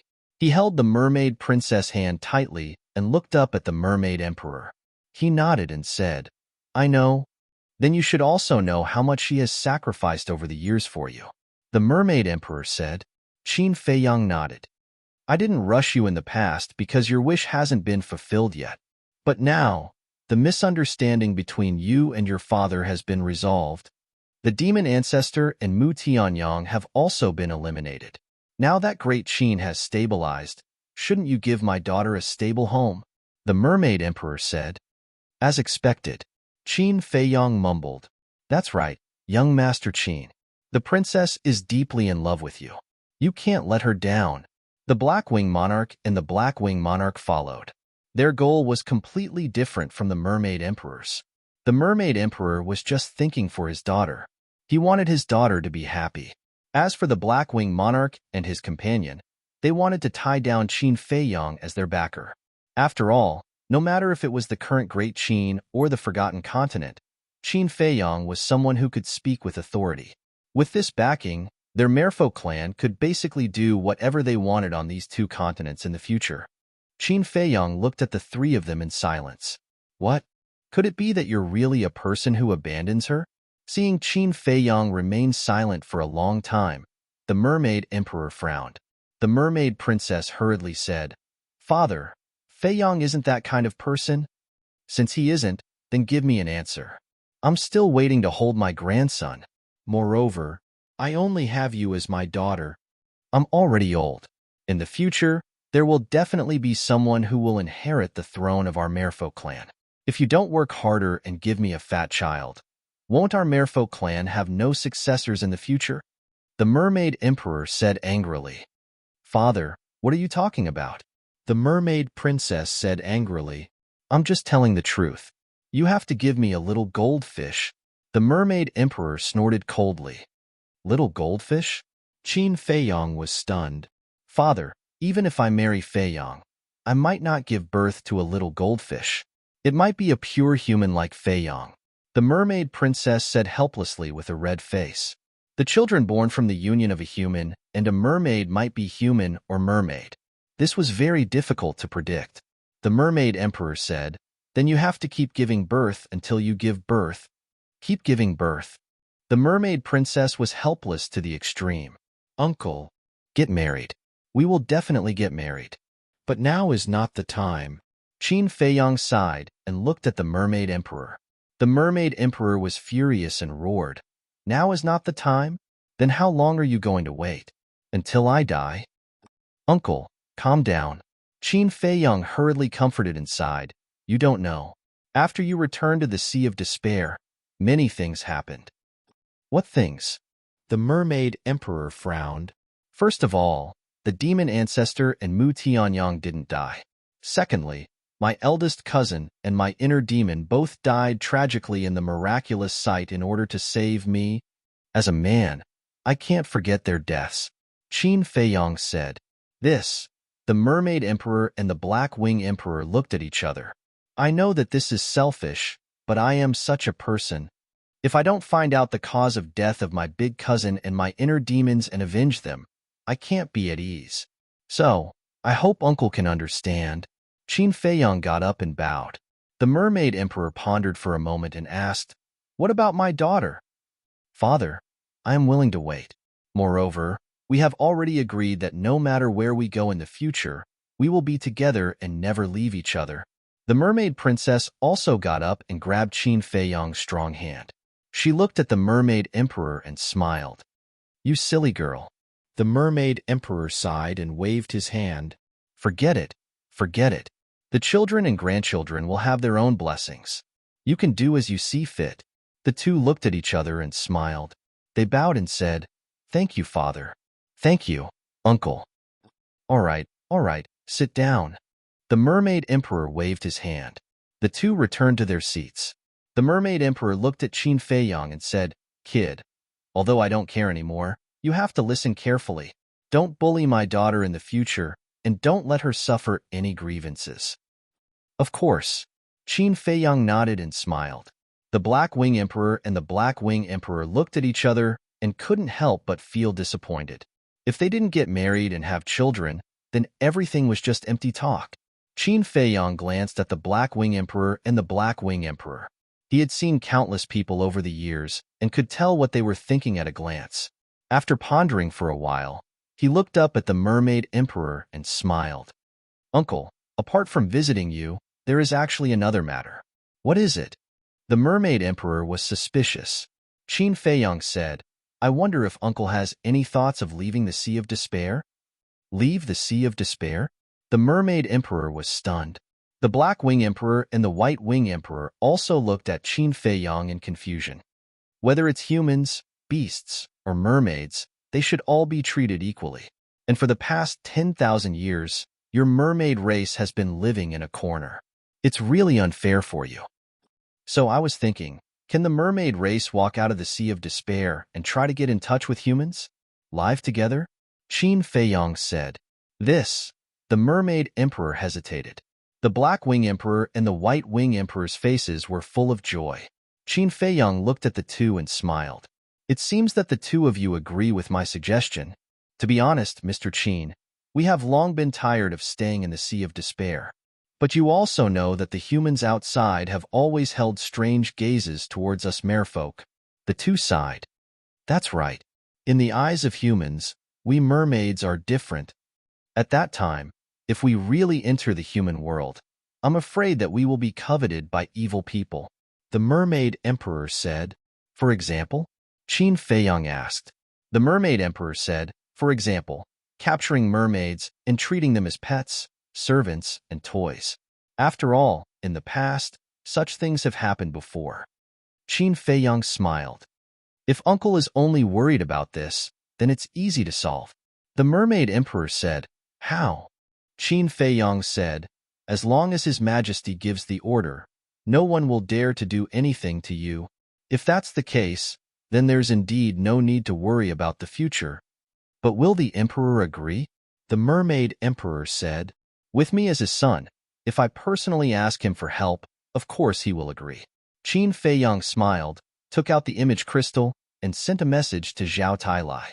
Soon, Zhao Tailai's illusory figure appeared and said with a mocking smile, Young master, are you asking us for help? It seems that your father-in-law is not easy to deal with. You wait. I'll immediately lead a large force to support you. Hearing this, the Mermaid Emperor, who was sitting on the throne, couldn't help but twitch the corner of his mouth. What are you talking about? Qin Fei Yang glared at Zhao Tailai and asked, Is father still there? Yes. But everyone is ready to leave. Zhao Tailai said. Qin Fei Yang said, Call father over immediately. I have something to discuss. Okay. Zhao Tailai nodded, turned his head, and shouted, Young master's father, young master is looking for you. Come over quickly. Young master's father? Qin Fei Yang was taken aback. He looked at Zhao Tailai and said, That's too awkward. Zhao Tailai smiled and said, It's just a name. Don't mind it. You've really changed. You're so glib. Qin Fei Yang shook his head helplessly. Ha! Zhao Tailai laughed dryly and shouted, Young master's father-in-law, I know you're right next to me. Let me tell you, don't bully my young master. Otherwise, our large force will kill our way to your Sea of Despair. There's no need for a large force. I can flatten the Sea of Despair with a wave of my hand. So you'd better be sensible and quickly hand your daughter over to the young master and give her some dowry while you're at it. Our young master is very poor.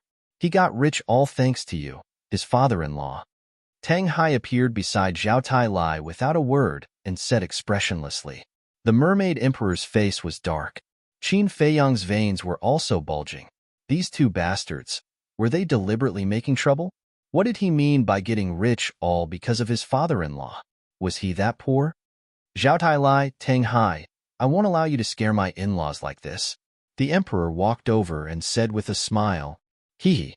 Zhao Tai Lai grinned and stepped aside. The emperor looked at Qin Feiyang and said with a smile, Feiyang, let me meet my in-laws. Okay. Qin Feiyang nodded. The image crystal turned and faced the mermaid emperor.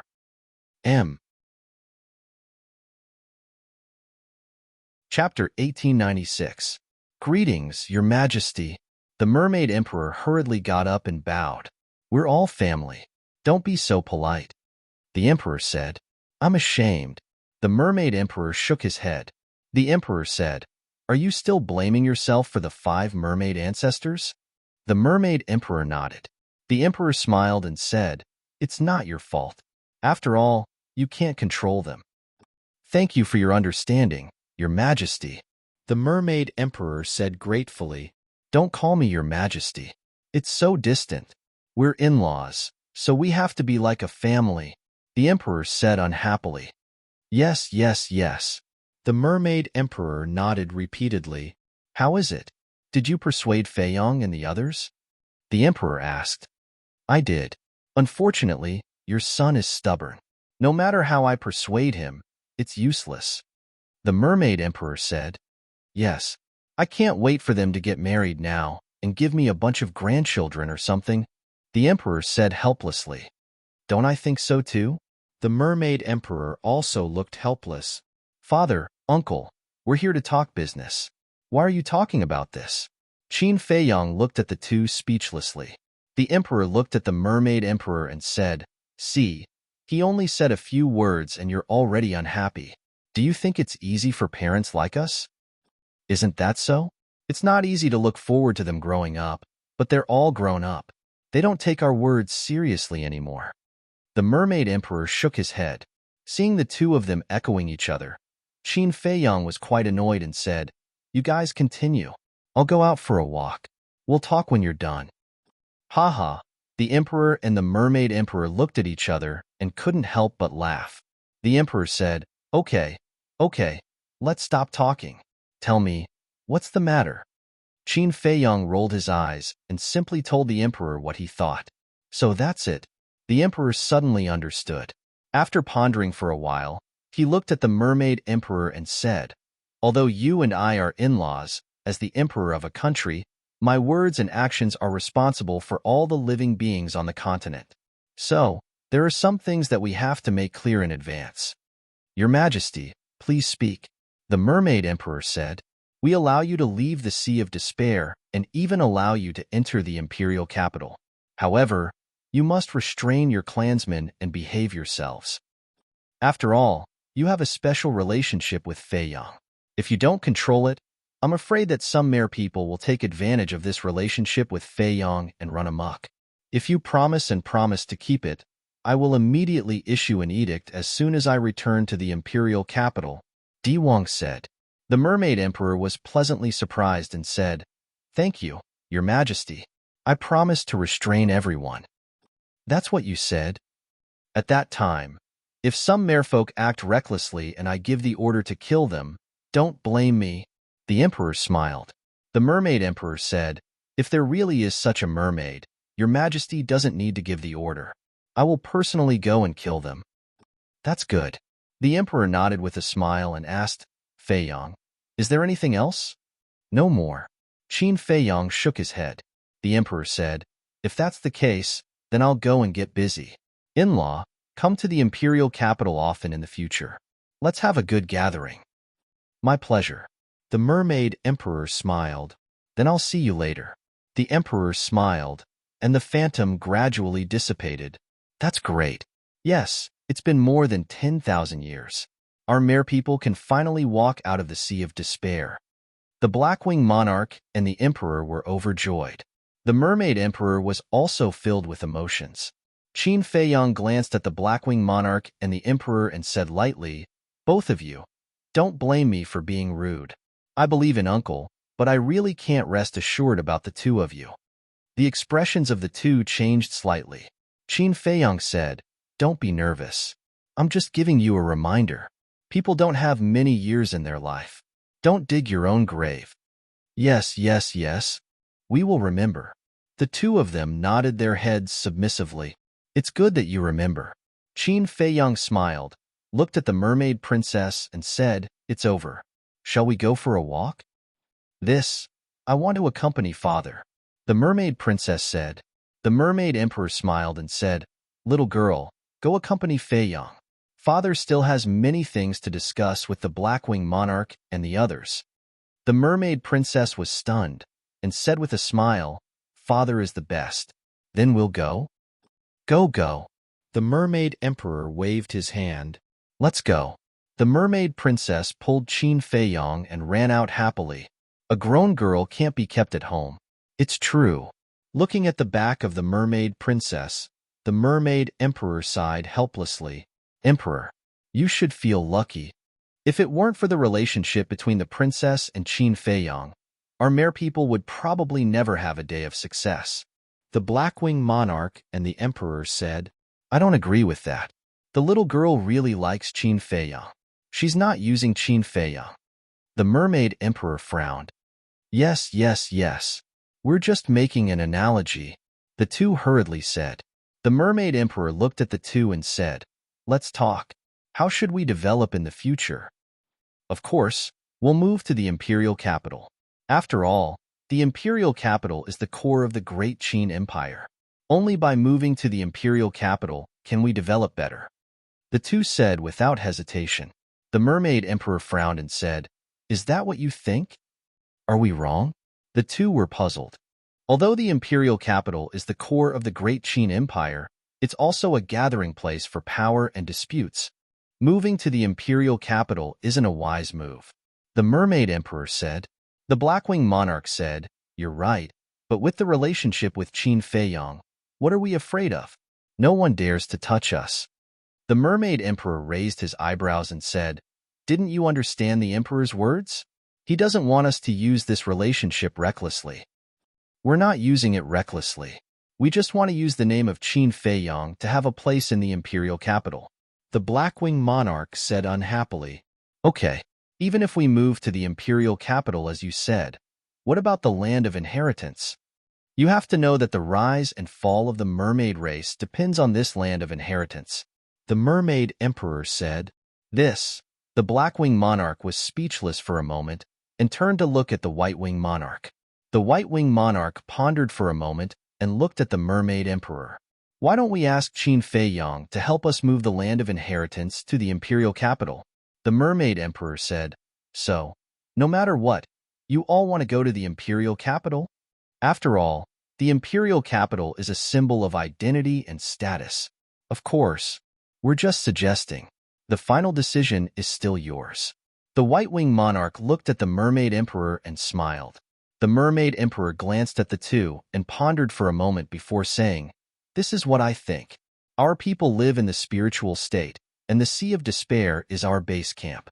When the two heard this, their faces were filled with helplessness.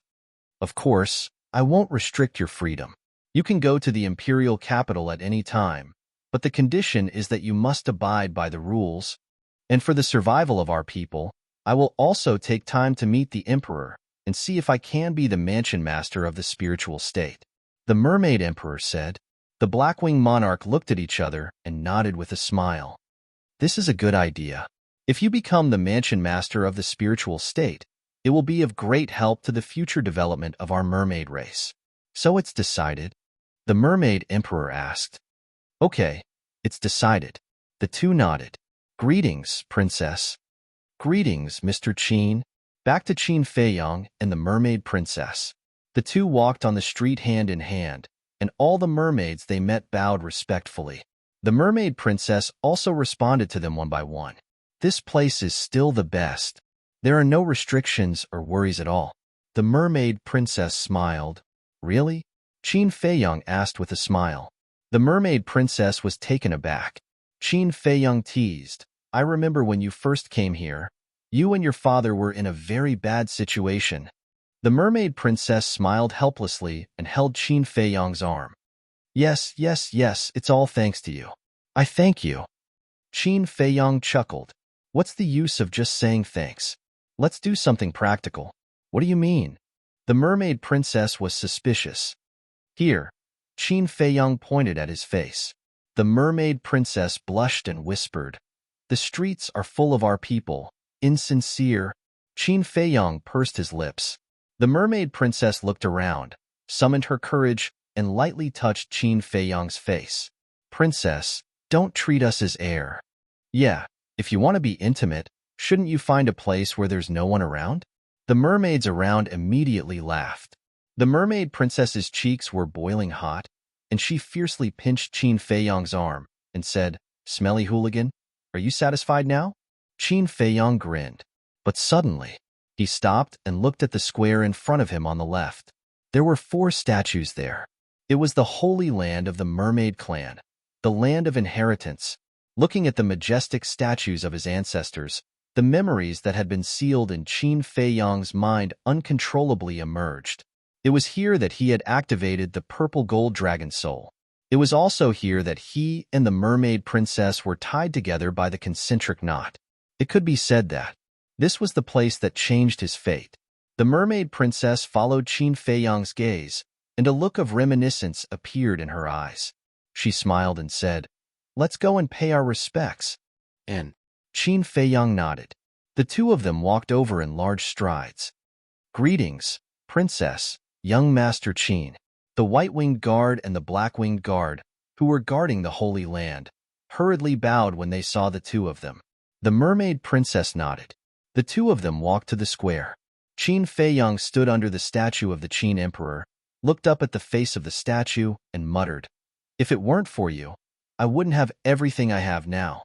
Thank you. I will definitely catch up with your footsteps. After saying that, he bowed deeply to the statue. At the same time, the mermaid princess muttered a few words to the statue of the first mermaid emperor and also bowed. Buzz. However, right after this bow, 2 golden divine lights suddenly shot out from the forehead of the first mermaid emperor and entered the hearts of Qin Feiyang and the mermaid princess. What's going on? The surrounding white-winged guard and black-winged guard were all alarmed and looked at the statue in surprise. Qin Feiyang and the mermaid princess were also stunned. Immediately after, the two of them seemed to have sensed something and lowered their heads at the same time to look at their hearts. They saw a dazzling light shining through their clothes from their hearts. This is. Qin Feiyang pulled open their clothes and looked, and his face was immediately stunned. It was actually the concentric knot. Chapter 1897. Back in the Sea of Reincarnation, when the mermaid princess was killed by Bloodblade, it was Xuesong who sacrificed his life to save her at the critical moment. At that time, the concentric knot had already been broken. But unexpectedly, the concentric knot appeared again, and it was intact. The mermaid princess slightly pulled open her clothes and saw a complete concentric knot on her chest. The two of them looked at each other in dismay, their expressions incomparably astonished. After a long, long time, Qin Feiyang raised his head to look at the statue and said helplessly, You insist on tying us together. This is not bad. Lest you go outside and flirt with other women. The mermaid princess harumphed. Qin Feiyang smiled bitterly. If the concentric knot appeared again, wouldn't Xuesong's sacrifice be in vain? How was he going to repay this great kindness? What's wrong with you? Are you thinking of Xuesong? The mermaid princess looked at him suspiciously. She had heard about Xuesong's situation from Zhao Tailai and the others. It's nothing. Qin Feiyang shook his head, looked at the sky above the undersea city, and muttered, I can't repay your kindness. I can only try my best to fulfill your last wishes.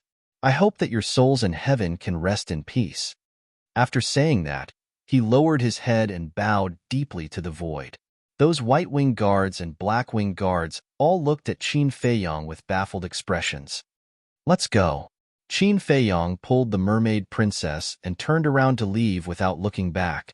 "Actually, the concentric knot can be removed, as long as we combine," the mermaid princess whispered, her face flushed red. "Yeah. Back then, your father seemed to have said, 'Why don't we?'" Qin Feiyong patted his head, lowered his head to look at the mermaid princess, and said, "You." Feeling Qin Feiyong's fiery gaze, the mermaid princess was extremely flustered. "I was joking. You took it seriously? It seems that you are also a female rogue," Qin Feiyong teased. "What did you say? Say it again." The mermaid princess was stunned for a moment. Then, she glared at Qin Feiyong angrily. Qin Feiyong lifted the mermaid princess' chin and said with an evil smile, "Little girl, I'm a pure man. Don't tempt me, bastard."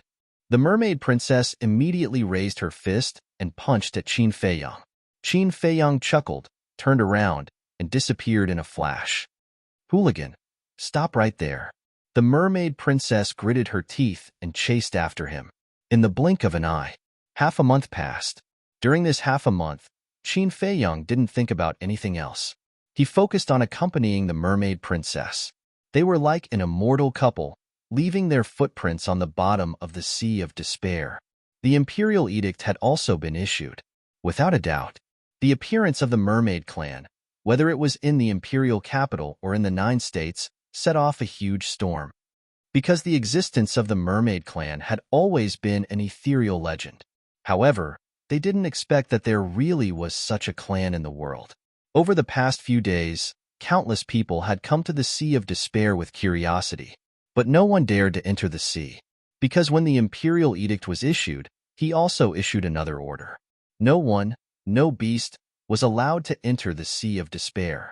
In other words, the emperor was protecting the mermaid clan, and the mermaid clan, under the leadership of the mermaid emperor, walked out of the Sea of Despair and tried to get along with humans. And a few days ago, the mermaid emperor also made a trip to the imperial capital. First, it was to meet with the emperor. Second, it was to discuss the matter of the spiritual state mansion master. When the emperor heard this, he gave it some thought and agreed that the mermaid emperor would be the spiritual state mansion master. In short, the current Great Qin had slowly calmed down. And although the evil deeds of the demon ancestor and Mu Tianyang were often talked about, not many people were afraid, because the Great Qin had a guardian, and this guardian was Qin Feiyong. Similarly, after the emperor's clarification, those who used to hate Qin Feiyong also blamed themselves for their stupidity in the past. Others wholeheartedly protected the Great Qin, but what about them? They only knew how to hate and abuse. Just thinking about it made them feel ridiculous. Of course, Qin Feiyong wasn't there for all of this. He just wanted to have a clear conscience and be at ease. On a small island in the Sea of Despair, Qin Feiyong lay on the grass and looked at the clear sky. The mermaid princess was nestled in his embrace, her slender jade-like fingers sliding across Qin Feiyong's chest. Her eyelashes were trembling, and her peerless face was filled with a happy and satisfied smile. "Little girl, I'm still a man full of vigor and vitality. You're touching my chest like this. Aren't you teasing me and tempting me to commit a crime?" Qin Feiyong grabbed the mermaid princess's hand and said helplessly, "I am tempting you to commit a crime." The mermaid princess's voice was like a mosquito. Qin Feiyong was stunned. He lowered his head to look at the mermaid princess and saw that the mermaid princess was looking at him with a pair of rippling eyes. "This little girl, is there a problem?" Qin Feiyong was puzzled. He raised his hand and touched the mermaid princess's forehead. His expression suddenly changed as he said in shock, "Oh no, she actually has a fever." "Fever?" The mermaid princess was stunned, and a row of black lines appeared on her forehead. She was now a false god, so how could she have a fever? "Are you okay? Did you catch a cold?" Qin Feiyong looked at her with concern. Blockhead. The mermaid princess was really speechless. How could there be such a stupid man in the world? She pressed Qin Feiyong down, turned over, and lay on Qin Feiyong's body, saying, "You bastard. You want me to take the initiative, right? Hee hee. Qin Feiyang grinned and held the mermaid princess's face with both hands, saying, "Little girl, do you really think I'm that stupid?" You. The mermaid princess was extremely embarrassed and angry. Qin Feiyang rolled over and immediately pressed the mermaid princess under his body. He said with an evil smile, "Little girl, since you can't wait, I'll fulfill your wish." After that, he lowered his head and kissed her. Buzz. But at this time, the image crystal suddenly rang. Damn it, who is it now? Qin Feiyang suddenly roared angrily. Don't worry about him. The mermaid princess hugged Qin Feiyang's neck with both hands, her body burning. Qin Feiyang was stunned and shook his head. No, no. What if there is something urgent? After that, he got up and took out the image crystal. Two shadows appeared. Mother? Father? Elder Qin? Qin Feiyang looked at the three of them in a daze. That's right. It was Lu Qiuyu, the emperor, and Elder Qin who sent him the message. Greetings to Auntie and Senior Qin. Seeing this, the mermaid princess hurriedly got up, tidied up her messy dress, and bowed to the three of them. Looking at Qin Feiyang and the mermaid princess at this moment, Lu Qiuyu and the emperor looked at each other with a strange expression. As experienced people, they could tell at a glance what the two of them were doing before. Lu Qiuyu coughed and said with a smile, "Feiyang girl, did we ruin your good thing?" The mermaid princess immediately lowered her head and hid behind Qin Feiyang, blushing. The emperor smiled and said, "Why don't we wait until you are done and then send the message?" Qin Feiyang looked at his parents helplessly and said, "What's the matter? Say it. You have a lot of resentment. It seems that our message is really not at the right time." Lu Qiuyu looked at the emperor and said, "Yes, we are too reckless. We should have thought of it. When two young people are together, they will definitely do something young." The emperor said. Elder Qin looked at the emperor and Lu Qiuyu, and then looked at Qin Feiyang and the mermaid princess. He hid in a corner and laughed. However, he was more gratified in his heart. This was more like a family. Qin Feiyang turned to look at the shy mermaid princess and said helplessly, "Mother, father, don't make fun of us anymore. Tell me, what's the matter?" The emperor said, "Madam, look, it has only been half a month and he is already protecting that little girl. Our son has really grown up." Lu Qiuyu nodded and said with a smile, "Yes, it is good to be young. Are you guys done yet? Aren't you very young now? You can do something young when you have nothing to do. Maybe I will have a few more brothers and sisters in the future." Qin Feiyang said angrily. The emperor and Elder Qin were stunned. When they came to, Lu Qiuyu's face was also red.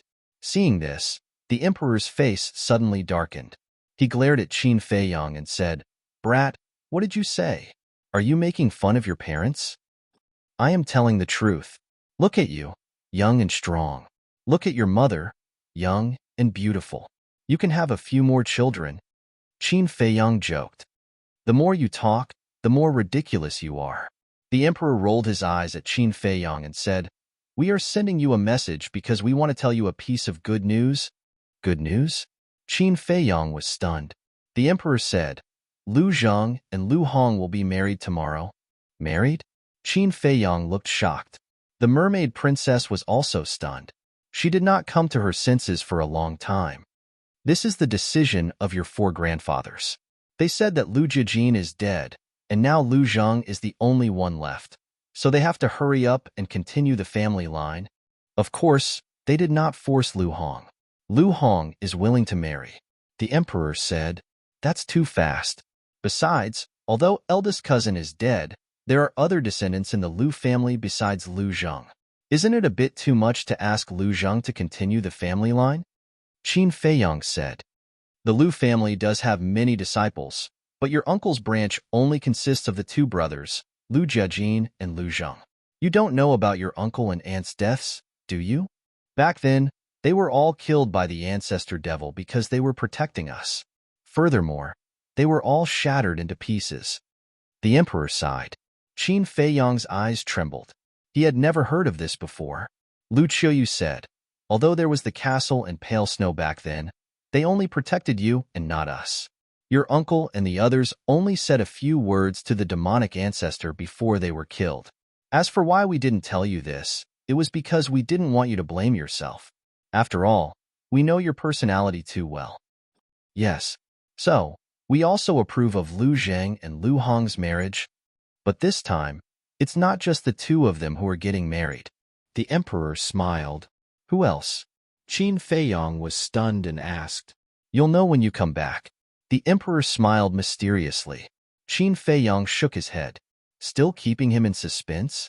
He said, Okay, I'll go back later. I'll also go to the Forgotten Continent to take a look. Your great-grandmother came to the imperial capital a few days ago and asked you not to forget what you promised her. The emperor said, What I promised her? Qin Feiyong was suspicious. The emperor frowned and said, It seems to be related to someone called Hao. Young Master Hao? Qin Feiyong said, Yes, it's him. The emperor nodded. I see. Qin Feiyong exhaled and turned off the image crystal. He shook his head helplessly and said, This great-grandmother is really determined to make me be the villain. What villain? Mermaid Princess was suspicious. Qin Feiyong said with a smile, We'll talk about it on the way. Let's go find your father first. It's time to leave. Mermaid Princess nodded. Qin Feiyong took the Mermaid Princess and teleported, disappearing in an instant.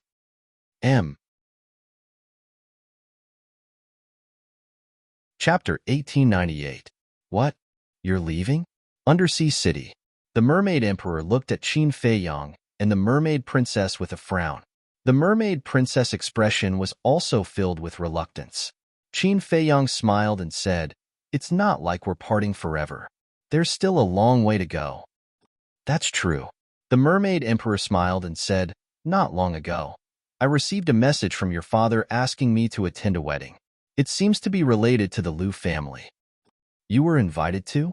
The Mermaid Princess was surprised. Yes. The Mermaid Emperor nodded. The Mermaid Princess said happily, Then we can go together. Together? The Mermaid Emperor was stunned for a moment before he realized. So you're going to attend the wedding too. But at my age, I don't want to be a third wheel. Father, what are you talking about? The Mermaid Princess said angrily. Okay. You guys go first. I still have to prepare some gifts. After all, there are 3 couples getting married. Besides, this is the first time I'm going to show my face in the imperial capital. The gift must be decent, so as not to embarrass our mermaid race. The Mermaid Emperor smiled. What? 3 couples? Qin Feiyong and the Mermaid Princess looked at each other. You still don't know? The Mermaid Emperor was a little surprised. Qin Feiyong shook his head. The Mermaid Emperor thought for a moment and smiled. It seems that they deliberately hid it from you and wanted to give you a surprise. The Mermaid Princess asked curiously, Father, then tell us, apart from Lu Zheng and Lu Hong, who are the other 2 couples? Since they don't want to say, then I certainly can't ruin their mood, right? The Mermaid Emperor smiled. The Mermaid Princess was helpless. Qin Feiyong said, Uncle, on our way back, we heard some sea monsters talking about you. Are you already the mansion master of our spiritual state? Yes, but your father hasn't officially issued the appointment letter yet, so I can't stay in the capital, the Mermaid Emperor said. I see. Qin Feiyong nodded in understanding. The Mermaid Emperor waved his hand and said, Don't be so long-winded. Go. Then we'll be leaving first. Qin Feiyong smiled and pulled the Mermaid Princess out of the sea, flying towards the desert of death. This isn't the right direction. The Mermaid Princess was suspicious. Qin Feiyong said, Old Zhao and the others should still be waiting for me in Iron Ox Town. I'll go and meet them first. When he arrived above the lake, Qin Feiyong was stunned. There was not a single person here. The Mermaid Princess smiled and said, It seems that they have already gone to the capital. These guys, they didn't even say a word before leaving. Qin Feiyong said helplessly. The Mermaid Princess said, It's not easy for you to be free. They definitely don't want to disturb you. Qin Feiyong glanced down, his eyes filled with nostalgia. Once he left, he was afraid that he would never come back. He had a deep affection for this place. The sense of belonging that it gave him was even incomparable to the imperial palace. He was really reluctant to part with it. The Mermaid Princess said, People have to go up and look forward. Let bygones be bygones. Qin Feiyang nodded and said with a smile, "Let's go." However, just as he was about to turn around, he suddenly looked at a mountain stream below. There was a river in the mountain stream. At this moment, a woman in white stood alone on the riverbank, looking at the slowly flowing river, motionless. "What are you looking at?" The mermaid princess followed Qin Feiyang's gaze, and a hint of joy immediately appeared on her face. She quickly flew down and called, "That's right." The woman standing by the river was Lin Yi. When Lin Yi heard the mermaid princess's voice, she retracted her gaze and turned to look at the mermaid princess. She looked slightly stunned and said suspiciously, "Why are you still here?" "We are going to the imperial capital," the mermaid princess said with a smile, then grabbed Lin Yi's hand. Lin Yi retracted her hand with some resistance. The mermaid princess was taken aback and said anxiously, "Yi, do you really not remember it all? We were like sisters in the holy palace." "I don't remember anything except for the memory in the sea of reincarnation." Lin Yi shook her head. "You were born in Iron Bowl Town. You can ask the villagers of Iron Bowl Town. They all know what happened to you when you were a child. It may be helpful for you to get these things." Qin Feiyang landed next to the mermaid princess and looked at Lin Yi with a smile. "I have asked them. They told me everything about the past and what happened between us, but I just can't remember anything. I have tried very hard, but these memories don't seem to exist at all," Lin Yi murmured. In the end, she couldn't help squatting on the ground, holding her head in pain. Her helpless look was distressing. Qin Feiyang stepped forward, squatted aside, and patted Lin Yi's shoulder gently. He smiled comfortingly, "Take your time. Don't worry." Lin Yi immediately threw herself into Qin Feiyang's arms. She burst into tears and blamed herself. "I'm sorry. I'm really sorry. You were so good to me. I actually hurt you and everyone." Qin Feiyang looked at the mermaid princess at a loss. "Why are you looking at me?" The mermaid princess rolled her eyes at him. In fact, she knew Lin Yi's mind best, because in the holy palace, they were indeed like sisters. They talked about everything. But she also knew that Qin Feiyang had always regarded Lin Yi as a sister. So, there was nothing wrong with eating good food. Qin Feiyang smiled, patted Lin Yi's back, and said with a smile, "Silly girl, this is not your fault. Why are you blaming yourself? I almost killed you. Don't you blame me?" Lin Yi raised her head and looked at Qin Feiyang with tears in her eyes. "I have never blamed you. In the past, you were my sister, and you will be in the future. This will never change." Qin Feiyang stretched out his hand, wiped the tears off Lin Yi's face, and smiled. Lin Yi looked at Qin Feiyang in a daze. After a long time, she lowered her head and said, "Thank you for your forgiveness, but this still can't erase the fact that I am a sinner." She gently pushed Qin Feiyang away, got up, looked at the mermaid princess and smiled. "Cherish this rare happiness." After that, Lin Yi turned around. Her thin back looked a little lonely and sad. The mermaid princess hurriedly said, "Where are you going? Come with us. We will help you recover your memory.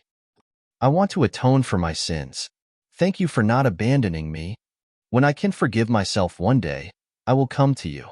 Finally, I wish you happiness." After Lin Yi finished, she left without looking back. The mermaid princess said anxiously, "Feiyang, why didn't you stop her? Is it useful to stop her? Don't be fooled by her weak appearance now. In fact, she is very strong. She will not be defeated so easily."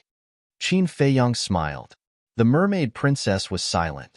When Lin Yi disappeared in the mountain stream, Qin Feiyang retracted his gaze, hugged the mermaid princess's slender waist, and smiled. "What are you thinking about? Why are you so lost in thought?" That. The mermaid princess hesitated for a while, looked at Qin Feiyang and said, "In fact, if you accept Lin Yi, I will not object." Ugh. Qin Feiyang was stunned. "Really? I like you, but it doesn't mean that I want to monopolize you," the mermaid princess said seriously. Qin Feiyang said, "So, you allow me to have 3 wives and 4 concubines?" "Not allowed. It can only be..." Wait, did I say that? Or, did you have this idea long ago? The mermaid princess looked at him unkindly. No, no. Qin Feiyong waved his hand quickly. The mermaid princess snorted coldly. You better not. Otherwise. Otherwise what? Qin Feiyong laughed mischievously. Otherwise. I will castrate you. After speaking, the mermaid princess's face was flushed. Ha ha. Qin Feiyong laughed and hooked the mermaid princess's nose. He shook his head and said, I am not a greedy man. I am satisfied with you by my side. As for Yi, like I said before, whether it is in the past or in the future, she will always be my sister. So, if you want to castrate me, you will not have the chance. Besides, if you really castrate me, won't you be a living widow? Qin Feiyong smiled slyly. A living widow? Is that possible? There are plenty of men in the world. The mermaid princess snorted. What do you mean? Qin Feiyong was stunned and frowned. You are still thinking about other men? Tell me, who is it? I will cut him into pieces. The mermaid princess laughed. Let's be serious. There is a woman. I really feel sorry for her. Qin Feiyong said. Who? The mermaid princess looked at Qin Feiyong suspiciously. Wang Yuer. I don't want to lie to you. When we were at the miracle, I was already prepared to accept her. However, things are unpredictable. Later on, some things happened that complicated our relationship. Qin Feiyong sighed. You can do as you see fit. If you really like her, I won't object. But there is a condition. In your heart, I must be the most important. The mermaid princess was silent for a long time and said, Silly woman. Qin Feiyong shook his head. Wasn't she afraid that she would spoil him too much by letting him do whatever he wanted? Spiritual state. Butterfly Valley. Qin Feiyong entered the secret room and looked at the altar with a thoughtful look. The mermaid princess asked, Are you thinking about whether to go to the Forgotten Continent first, or the imperial capital first? Qin Feiyong nodded. To be honest, he was really afraid to face Wang Yuer now. Aren't Lu Zheng and the others getting married tomorrow? Let's go to the Forgotten Continent first.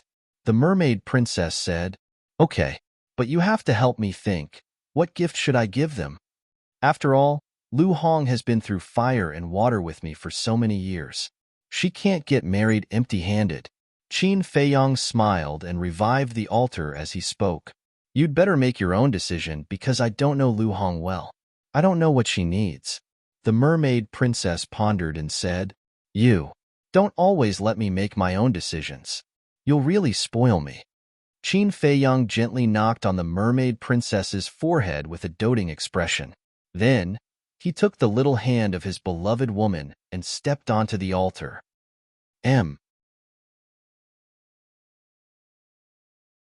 Chapter 1899. Central Divine Kingdom, Main Pagoda. Compared to the celebration in the capital, the Pill Pagoda Square was in mourning. There was a mourning hall in the center of the square. There was a wooden coffin in the mourning hall, and a headless body was lying quietly in the coffin. Wang Su, Wang Yuer's parents, and Wang Yuer herself were kneeling in front of the coffin. There was unconcealable sadness between their eyebrows. Obviously, the headless body in the coffin was Wang Yuanshan. The mysterious lady and Yi Shu were also there, standing silently by the side. But one could vaguely see that Yi Shu and the other two were looking at Wang Yuanshan in the coffin with a trace of displeasure. Whoosh! Suddenly, two figures landed in the sky above the square. Everyone looked up suspiciously, and their expressions suddenly froze. Then, Tantai and the other three went up to greet them with a smile. But at the same time, Wang Su and Wang Yuer's parents also had a trace of anger in their eyes. Because the people who came were Qin Feiyong and the mermaid princess. What's going on? Looking at the mourning hall in the square, Qin Feiyong and the mermaid princess were a little stunned. Tantai sighed. You came at the wrong time. Qin Feiyong looked at the body in the coffin and asked, Is this Wang Yuanshan's funeral? Yes. Tantai nodded. Miss, I don't mean to criticize you. People like Wang Yuanshan should just find a place to bury him. Why did you let Wang Su make such a big fuss? Isn't this a disgrace to our main pagoda? Yi Shu and the other two immediately transmitted their voices in dissatisfaction. Wang Su is a founding member of our main pagoda after all. He begged again and again to hold a funeral for his old father. If I don't agree, won't I be too unreasonable? Besides, no one except us knows what Wang Yuanshan did in the miracle site, so it's not a disgrace, Tantai secretly said. But I just don't like it. Yi Shu snorted. Okay, okay, the dead are more important. Don't say so much. Tantai glared at him and then looked at Qin Feiyong with a smile. Why did you suddenly come here? It's all because of the trouble you've caused me. Qin Feiyong sighed helplessly. What is it?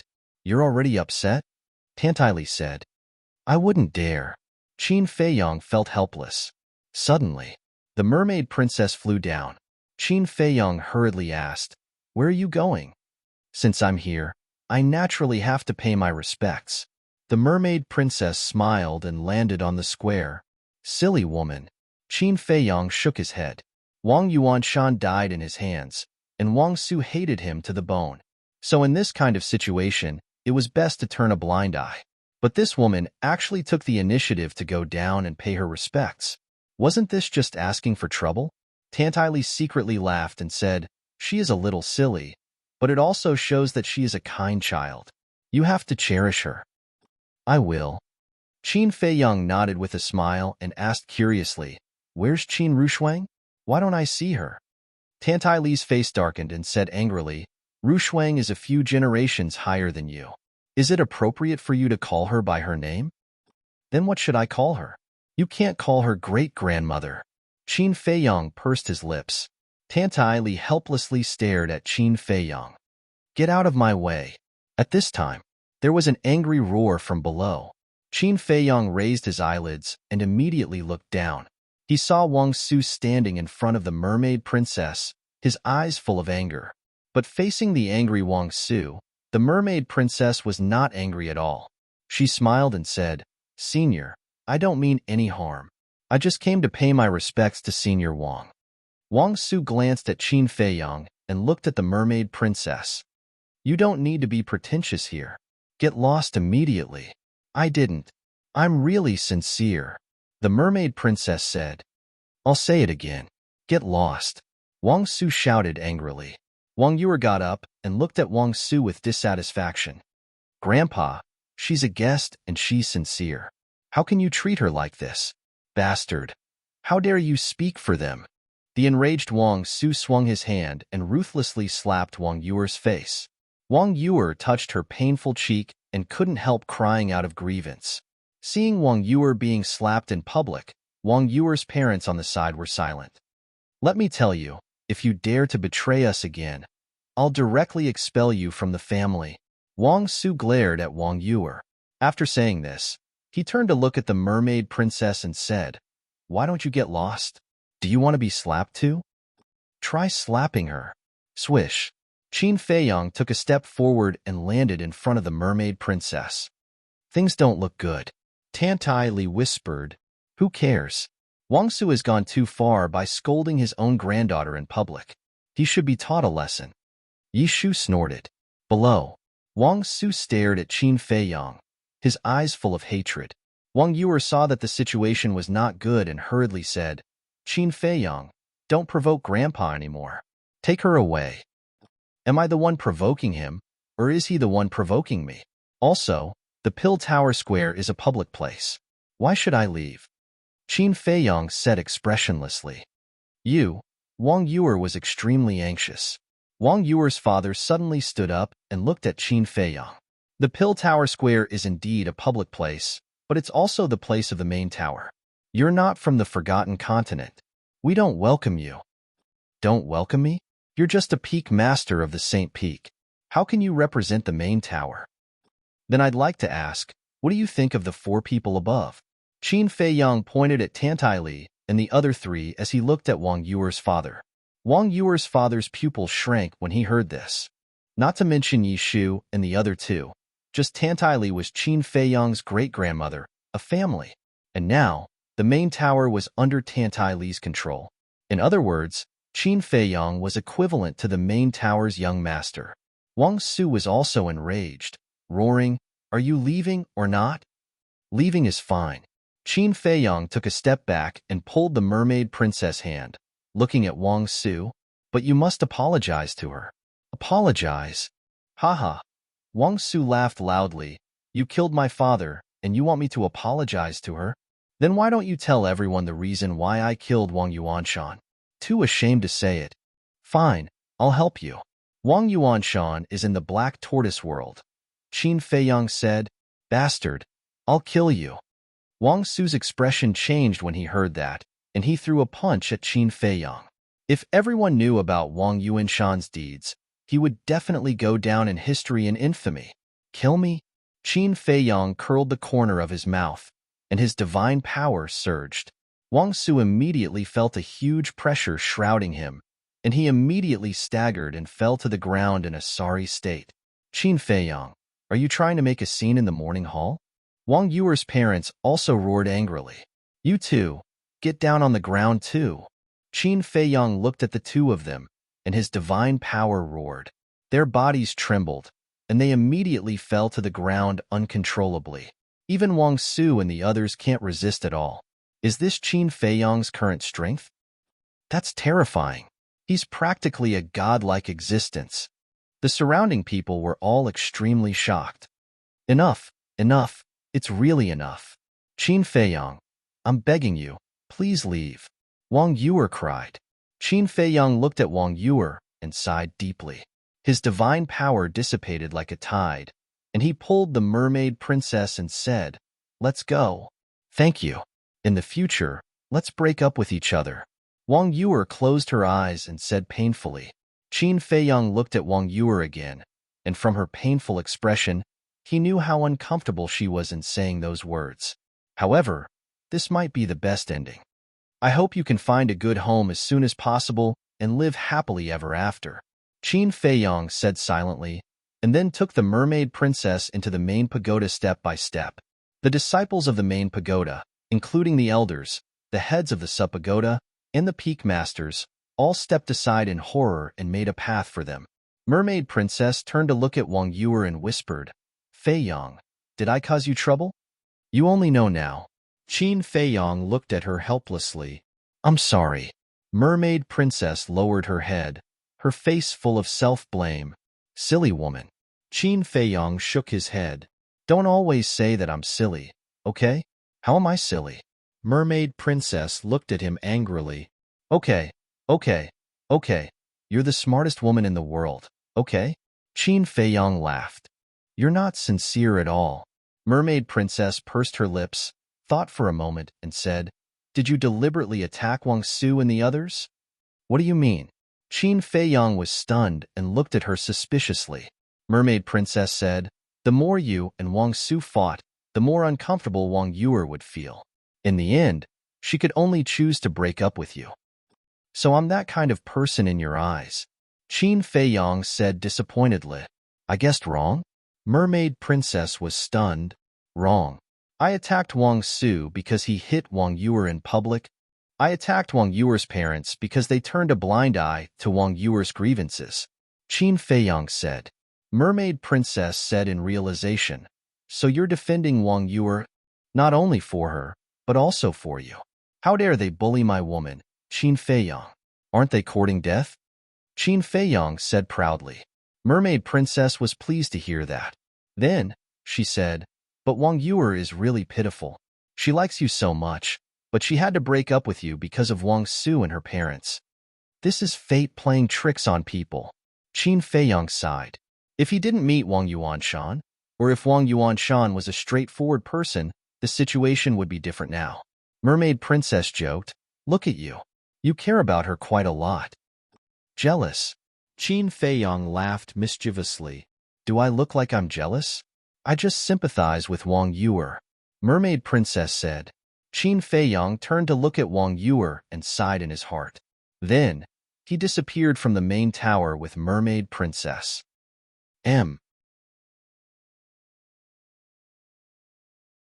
Chapter 1900.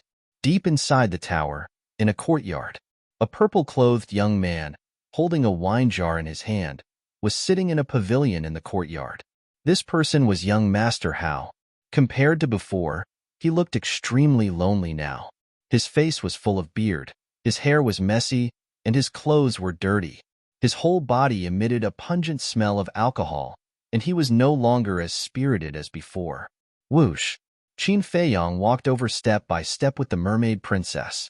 They stood outside the courtyard and looked at young Master Hao. The mermaid princess asked in a low voice, "He is the son of the tower master?"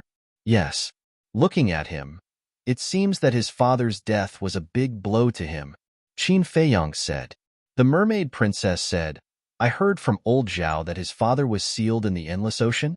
We know about this, but he definitely doesn't know. Maybe he doesn't even know what kind of person his father is." Qin Feiyong shook his head and sighed.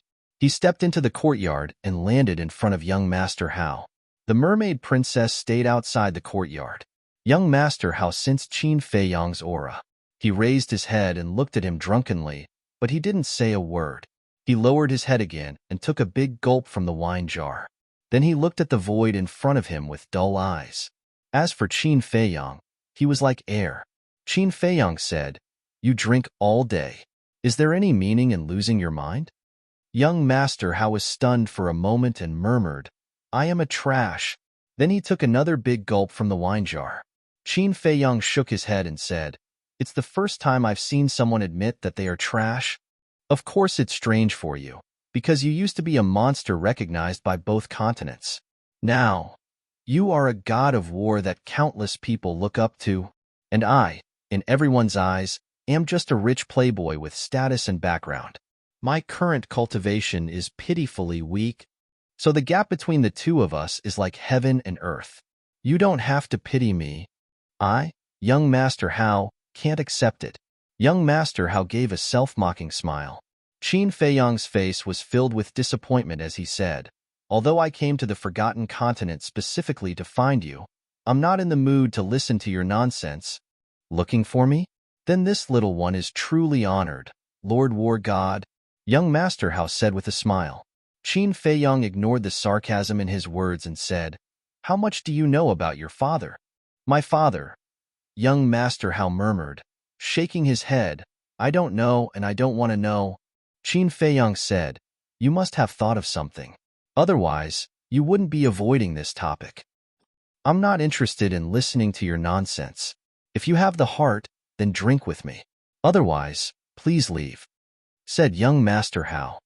"Running away won't solve the problem. Back then, out of jealousy, your father colluded with the Mu family to harm senior sister. He was extremely vicious. Later, when he became the chief tower master, out of selfishness, he forced Gongsun Bei, and of course, me. I'm afraid you still don't know. Back then, he said he wanted us to go to Qinghai to train, but in fact, it was to get rid of me. It can be said that your father is the sinner of the Forgotten Continent." Qin Feiyong said, "Don't say any more, don't say any more." Young Master Hao shook his head. "And this time, at the god site, your father still didn't change. He wanted to harm great-grandmother and Yishu to cover up his crimes back then, but he didn't know that the heavens were clear and evil was intolerable. No matter how he tried to cover it up, the truth will surface one day," Qin Feiyong said. "I told you to stop talking. Is there something wrong with your ears?" Young Master Hao suddenly stood up, grabbed Qin Feiyong's clothes, and roared. Qin Feiyong said, "I'm not telling you this to humiliate you, but to let you understand that you have to pay the price for doing wrong. Don't say any more. Please, let me go." Young Master Hao's eyes trembled, and he collapsed at Qin Feiyong's feet, looking extremely helpless. "The person who wants to let you go is not me, but yourself. Your father is a sinner, and you are the son of a sinner. I think you don't want to carry this identity forever. So please stand up and atone for the sins your father has committed." Qin Feiyong said, "Why? This is his mistake. Why do you want me to help him atone for his sins?" Young Master Hao roared. "Because you are his child," Qin Feiyong said. "Haha, in the past, I was the child of a hero. Now, I am the child of a sinner. How ironic." Young Master Hao laughed like a madman. "No one has ever admitted that your father is a hero. However, there is one thing I can tell you. Your father is not dead," Qin Feiyong said. "Not dead?" Young Master Hao's body shook, and his drunkenness disappeared. The wine jar in his hand fell out and shattered into pieces. Qin Feiyong looked at young Master Hao's reaction, and his eyes flashed. He nodded and said, "Yes, he is sealed in the endless ocean." The endless ocean, young Master Hao murmured, looked up at Qin Feiyong, and said in a deep voice, "Why are you telling me?" Qin Feiyong said, "Not only will I tell you, but I will also take you there." Take me there? Young Master Hao's mind was chaotic. What was this person trying to do? Mermaid Princess was also stunned. She transmitted her voice, "Feiyong, are you kidding?" Moreover, the Chief Tower Master was sealed by Yuan Bo and the others. You don't know where he is. Qin Feiyong smiled and said, "For the current me, the endless ocean is not that big. I can find it with some time." Then why do you want to take young Master Hao there? Mermaid Princess was suspicious. You will understand later. Qin Feiyong smiled and was about to open the portal, but he found that the Qinkuan bag was not on him. Where is my Qinkuan bag? He looked at Mermaid Princess. Mermaid Princess was stunned. After thinking for a moment, she said, "It seems to be with Auntie. The inner demons asked her to take care of it." I see. Qin Feiyong suddenly understood. Mermaid Princess asked, "Why do you want the Qinkuan bag?" Are you stupid? We are going to the endless ocean. Of course, we need a portal. Qin Feiyong rolled his eyes at her. Mermaid Princess smiled embarrassedly. Qin Feiyong glanced at young Master Hao's waist. There was a ready-made Qinkuan bag hanging there. Qin Feiyong waved his hand. The Qinkuan bag immediately flew into his hand. Then, his divine sense entered the Qinkuan bag and a smile appeared on his face. There were many portals in young Master Hao's Qinkuan bag. He took out a portal, pondered for a moment, and then quickly opened it. "If you want to see your father, come with me." Qin Feiyong pulled the Mermaid Princess and walked in with large strides. He didn't even turn his head as he spoke. Looking at Qin Feiyong's back, young Master Hao's eyes flickered. In the end, he gritted his teeth and hurriedly followed in. After the portal disappeared, Tantai Li and the others appeared in the sky above the courtyard. Yishu was puzzled. He brought young Master Hao to the Chief Tower Master. What is this kid thinking? They had been hiding in the spatial divine item, so they heard the conversation between Qin Feiyong and young Master Hao clearly. The mysterious madam smiled and said, "Feiyong must have a reason for doing this. Let's not bother about it. Get ready to go to the great Qin Empire for the wedding tomorrow."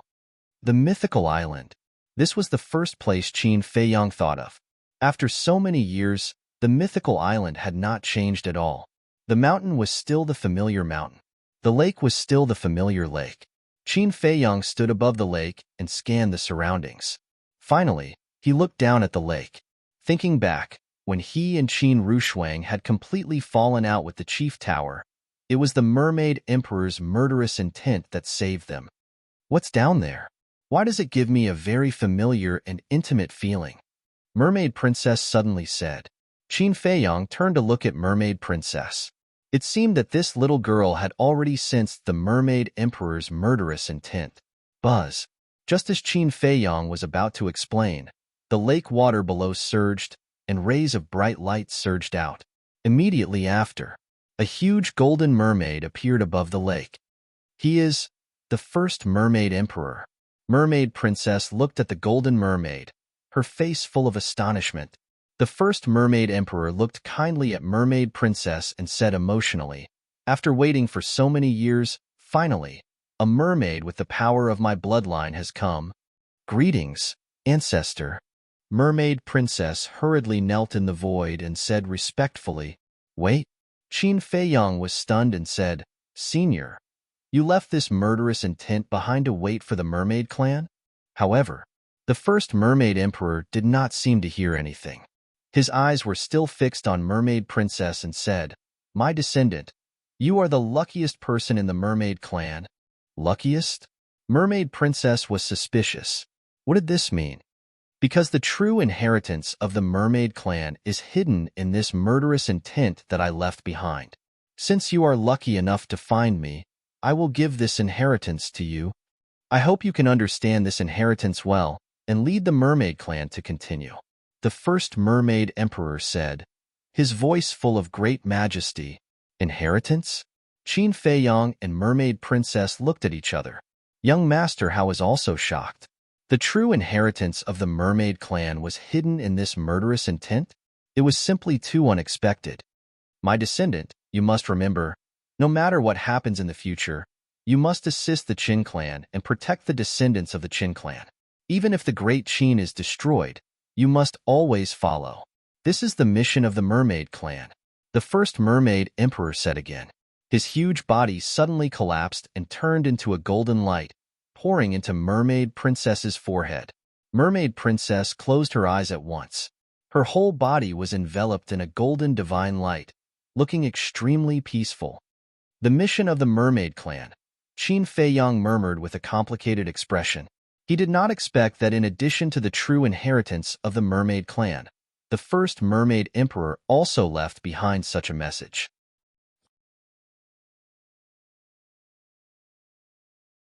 Chapter 1901. This inheritance came too late. In fact, it was also his fault. If he was willing to bring the mermaid princess along, then the mermaid princess would have already obtained this inheritance.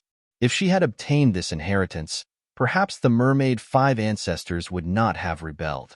It was all fate's fault. However, there were many things that could not be predicted. Perhaps when the mermaid princess obtained the inheritance, the mermaid 5 ancestors would not restrain themselves. Instead, they would become even more aggressive and plot to murder the mermaid princess and snatch the inheritance. This was not impossible. About half an hour passed. Suddenly, the mermaid princess let out a muffled groan, and her face twisted. Qin Feiyong's pupils constricted, and a trace of worry appeared on his face. Immediately after, the mermaid princess roared in pain, and 9 pairs of golden wings suddenly appeared on her back. Qin Feiyong's eyes were dull. After the 9 pairs of wings appeared, the pain on the mermaid princess's face gradually dissipated, but her eyes were still closed.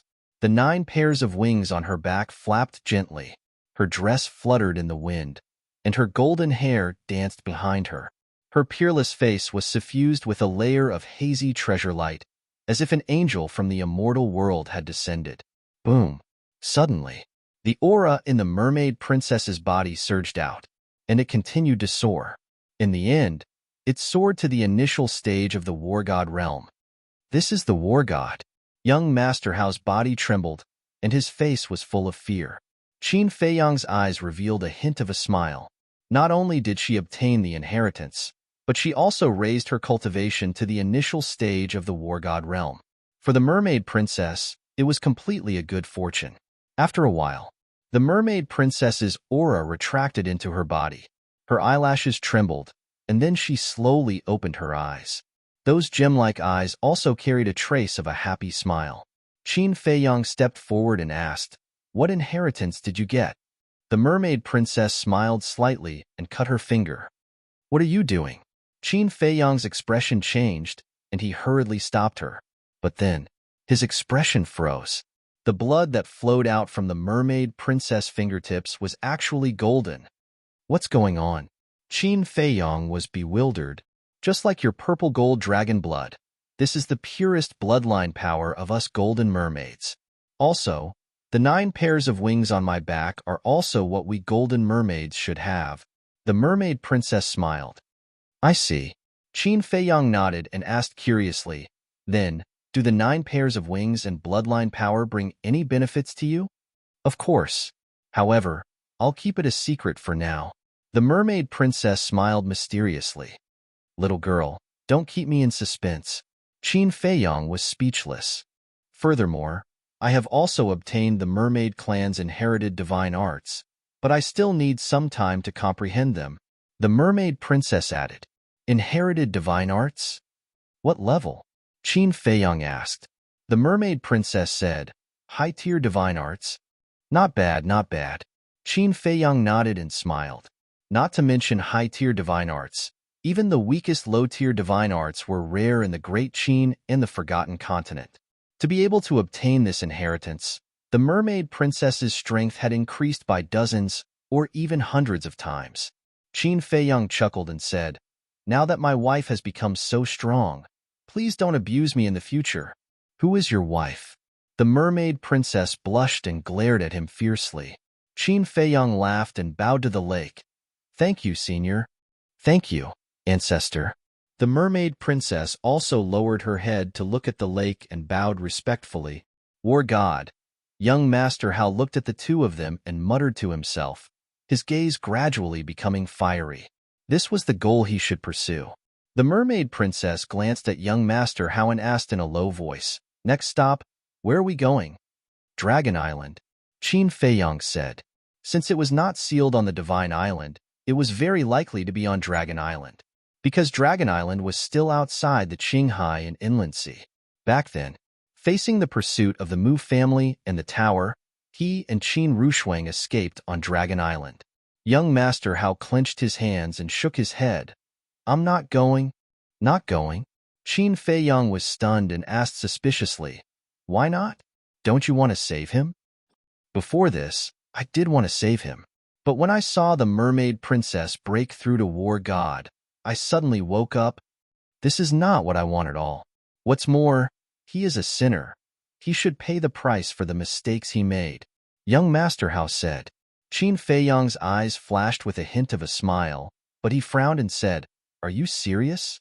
Don't say that I don't want to help you. In fact, I have already planned to help you save him. Would you be so kind? Young Master Hao sneered. Qin Feiyang said, Of course I'm not so kind, but he is your father after all. I have to give you face. I don't need this face. Father, I don't want to save him anymore, because with the current me, I don't have the ability to save him at all. If he doesn't repent after I save him and continues to harm the tower and the Forgotten Continent, then I will really be a sinner for all eternity. So let him slowly repent in the endless sea. Young Master Hao said. Qin Feiyang said, What you're saying is, wait until you have the ability to control him before saving him. That's right. When I have the ability, I won't be afraid of him coming out to cause trouble again, because I will stop him. If I have no choice, I will even end his life with my own hands. Young Master Hao clenched his 10 fingers and said word by word. At this moment, he was no longer as dispirited as before, and his whole person was emitting a shocking sharpness. Qin Feiyang looked at him deeply and said with a smile, I am really gratified that you have this kind of awareness, and I am also happy for the billions of living beings on the Forgotten Continent. Don't act so high and mighty. Sooner or later, I will catch up to you and even surpass you. Young Master Hao coldly snorted and stretched out his hand. Return the Cosmos bag to me. Qin Feiyang waved his hand and threw the Cosmos bag to young Master Hao. Just you wait, I will let you know that I am not inferior to anyone. After young Master Hao finished speaking, he opened the portal and walked in without looking back. After the portal disappeared, Qin Feiyang shook his head and smiled. He turned to look at the mermaid princess and said, I will take you to the Azure Sea for a walk. The mermaid princess nodded and asked, You took young Master Hao to find the Tower Master to test him, right? Yes. If he really wanted to save the Tower Master, I would have killed him on the spot, but the result was very surprising. Before we even found the Tower Master, he came to his senses. Actually, it is also because of you. Seeing you break through to the War God level, he suddenly came to his senses. Qin Feiyang smiled and said. The mermaid princess giggled. Then shouldn't you reward me?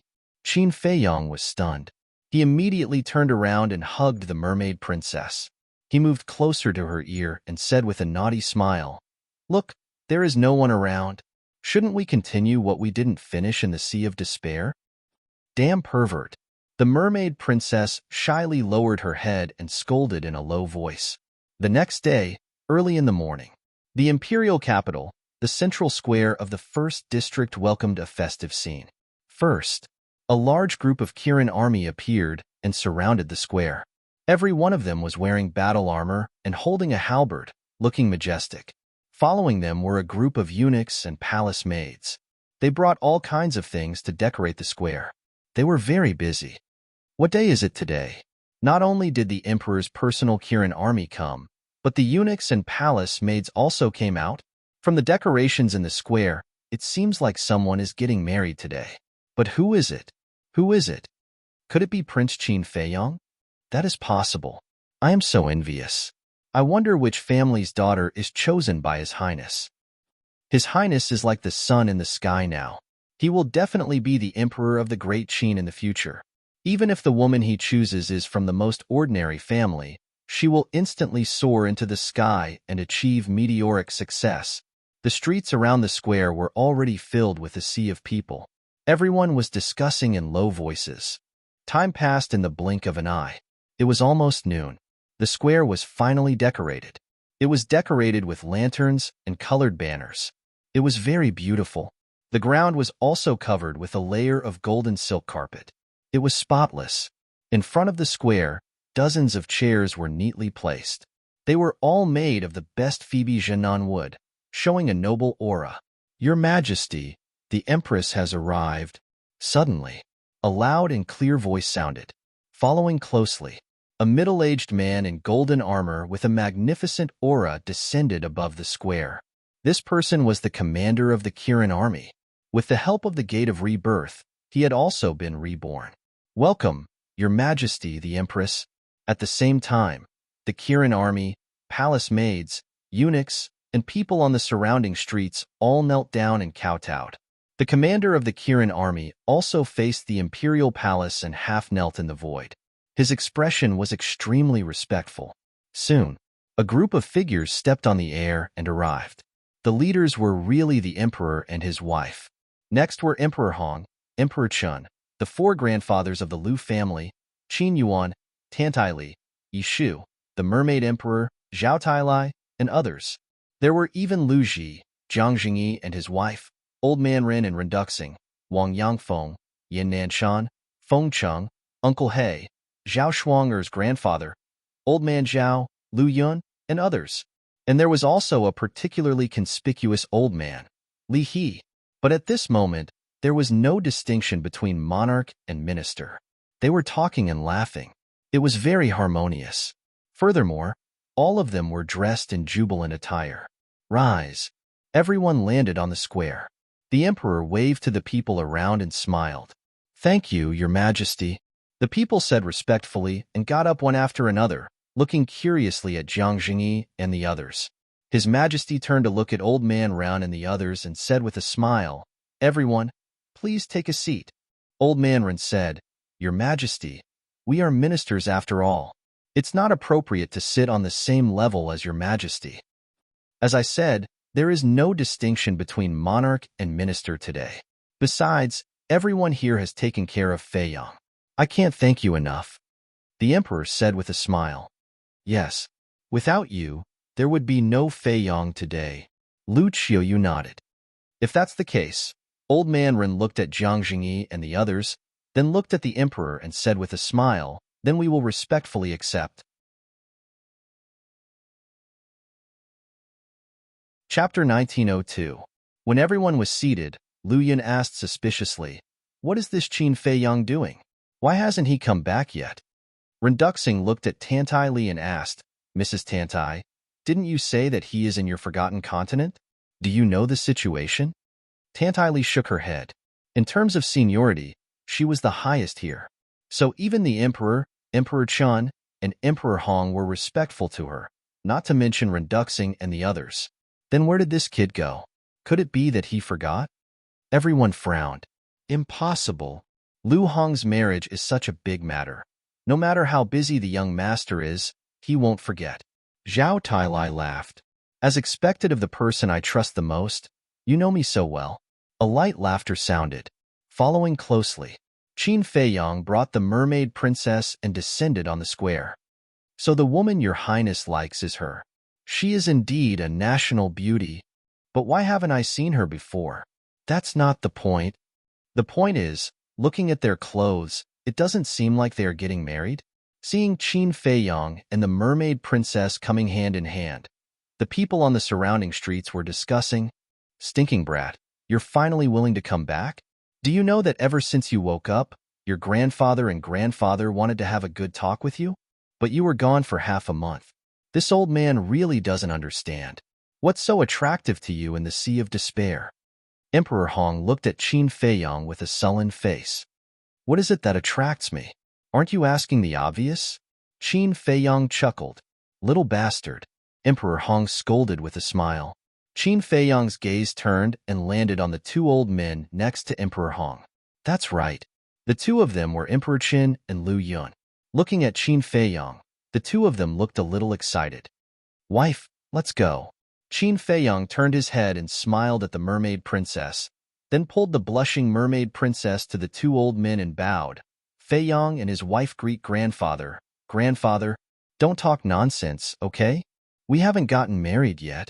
Mermaid princess bent, lowered her head, and glared fiercely at Qin Feiyong. It's just a matter of time. Qin Feiyong grinned. Good.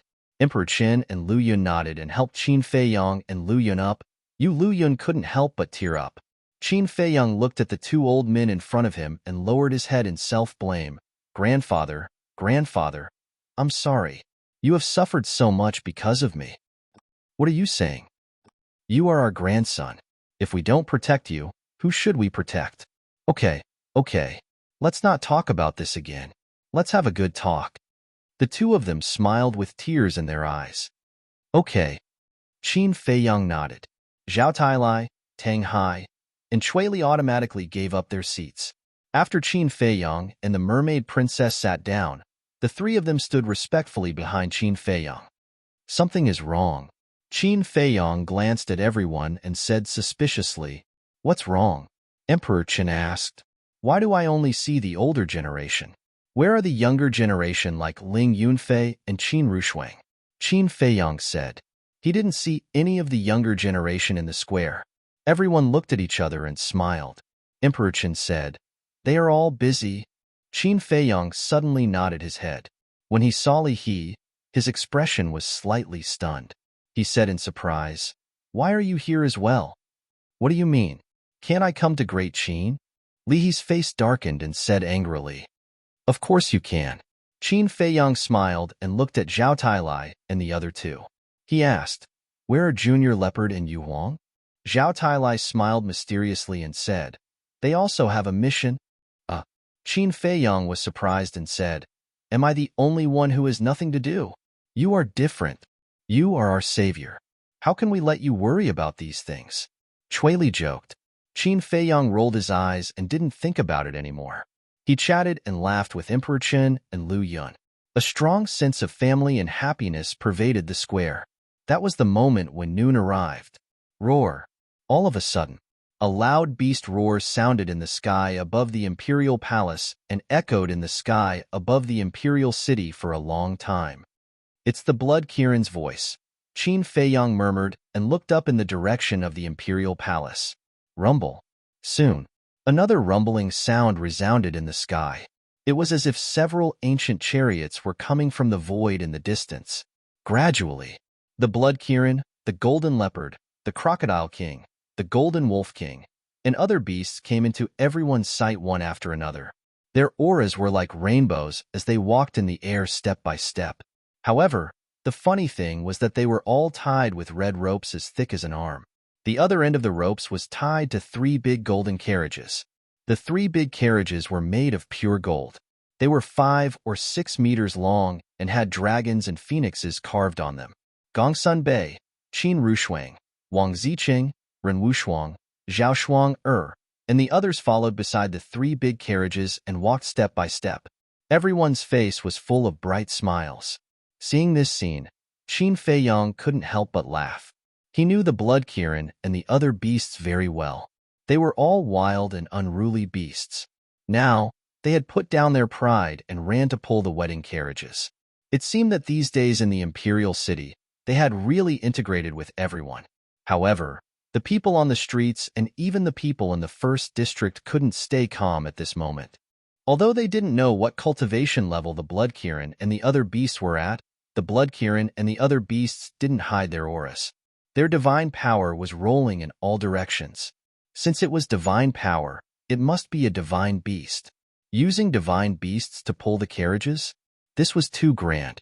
Who on earth were the newlyweds in the 3 carriages? Rumble. After a while, the Blood Kirin and the other beasts landed on the square. The 3 carriages also landed steadily on the ground. Qin Feiyong looked at them one by one. In addition to the blood Kirin and the other beasts, there were also thunder leopards, seals, seahorses, and so on. They were all emitting false god auras now. Back then, when Qin Feiyong entered the divine site, their cultivation was already at the peak of the 9-star combat emperor realm. In the past few years, Second Grandpa had tirelessly taught them.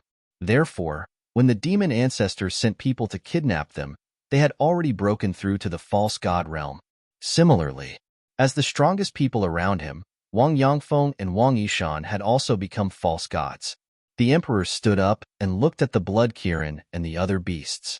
He smiled and said, "Thank you for your hard work."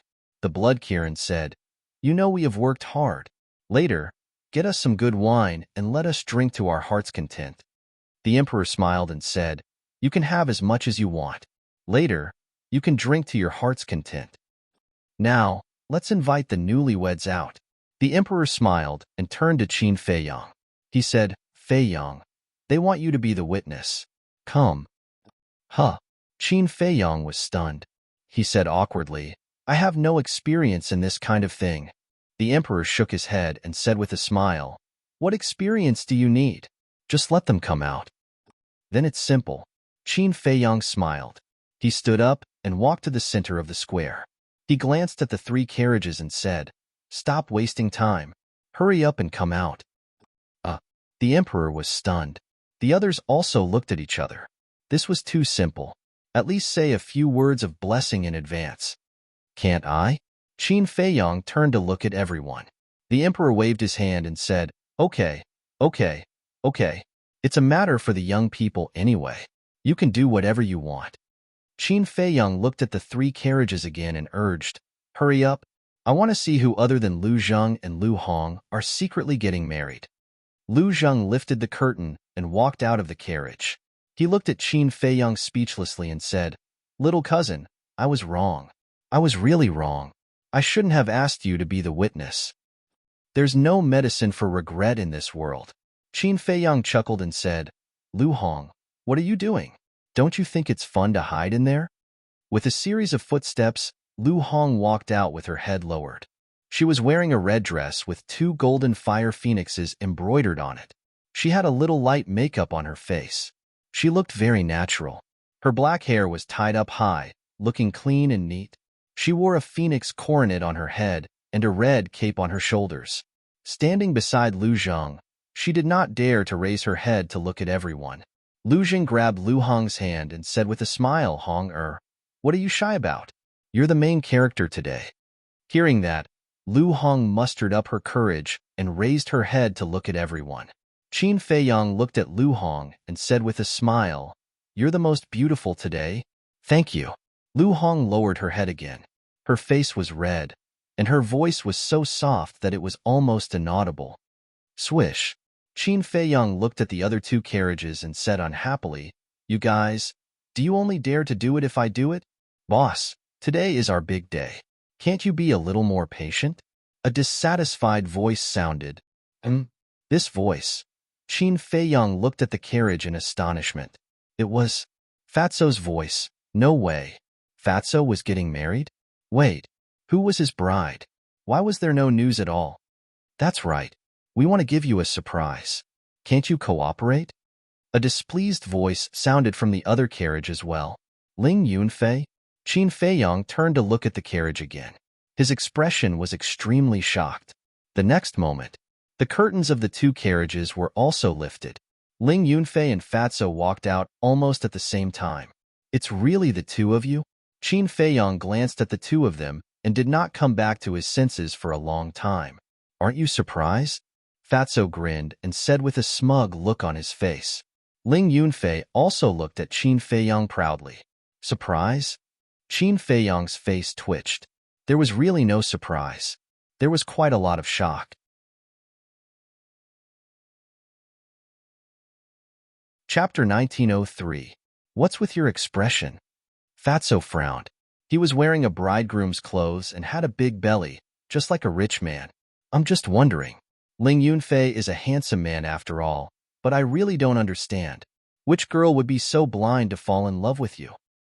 Everyone has their own preferences. Fat Lord is not very good looking.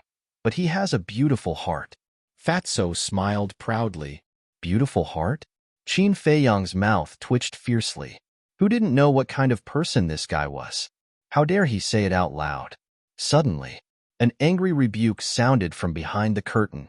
Qin Feiyang, I won't allow you to bully him.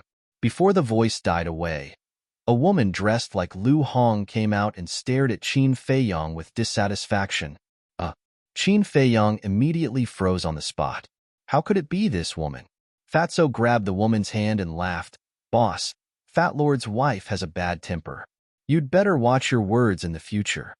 Qin Feiyang was completely confused. This woman was Li He's granddaughter, Li Yin. Of course, he knew Li Yin. Not only was she beautiful, but she was also very capable and talented. He never expected that Li Yin would fall in love with Fatso. Wait, was she forced by Fatso? Thinking of this, Qin Feiyang shivered and quickly looked at Li Yin and said, Did Fatso threaten you? Don't be afraid of him. I'll help you. Everyone present was suddenly stunned. Alas, I don't agree either. But this girl, I don't know what's wrong with her. Not only does she want to be with Fatso, but she also wants to get married immediately. Li He sighed secretly. Fatso was too different from the grandson-in-law in his heart. Boss, what do you mean? Fatso snapped back to reality and said angrily, Shut up. Qin Feiyang glared at him, then looked at Li Yin and said, Don't be afraid. Tell me if you have any grievances. Li Yin smiled bitterly and said, He didn't force me to marry him. I forced him to marry me. What? Qin Feiyang was dumbfounded. He asked, Are you all right? I know that this might seem inconceivable to you all. However, this is the truth. I just like him, because I feel very secure when I'm with him. Besides, a person's appearance really doesn't matter as long as he treats me well for the rest of my life. Li Yin said and looked at Fatso affectionately. The entire place was silent. Qin Feiyang also fell silent. Such a woman was so rare. Fatso was extremely touched. He also grabbed Li Yin's hand and said very seriously and sincerely, Yin, don't worry. Fat Lord will definitely treat you well for the rest of his life. Because Fat Lord also knows his own limits. It's the good karma of his ancestors to be able to marry you. Idiot, don't feel inferior. You're a man. You have to hold your head high and become someone I can rely on. Li Yin said with a smile. Okay. Fatso nodded heavily and straightened his back. He pulled Li Yin and walked to Qin Feiyang step by step. Boss, in fact, I really have to thank you. If it weren't for you, Fat Lord would have died somewhere long ago, let alone find such a beautiful wife. Thank you. I will remember your kindness for the rest of my life. After the fatty finished speaking, he bowed deeply as tears streamed down his face. You are really silly. We are brothers. Why are you still saying this? Qin Feiyang said helplessly. Boss, Fatso looked up at Qin Feiyang. Suddenly, he stretched out his hands and gave Qin Feiyang a bear hug. He shouted, Yes, we are brothers. Brothers for the rest of our lives. Qin Feiyang said, Okay. You are about to get married.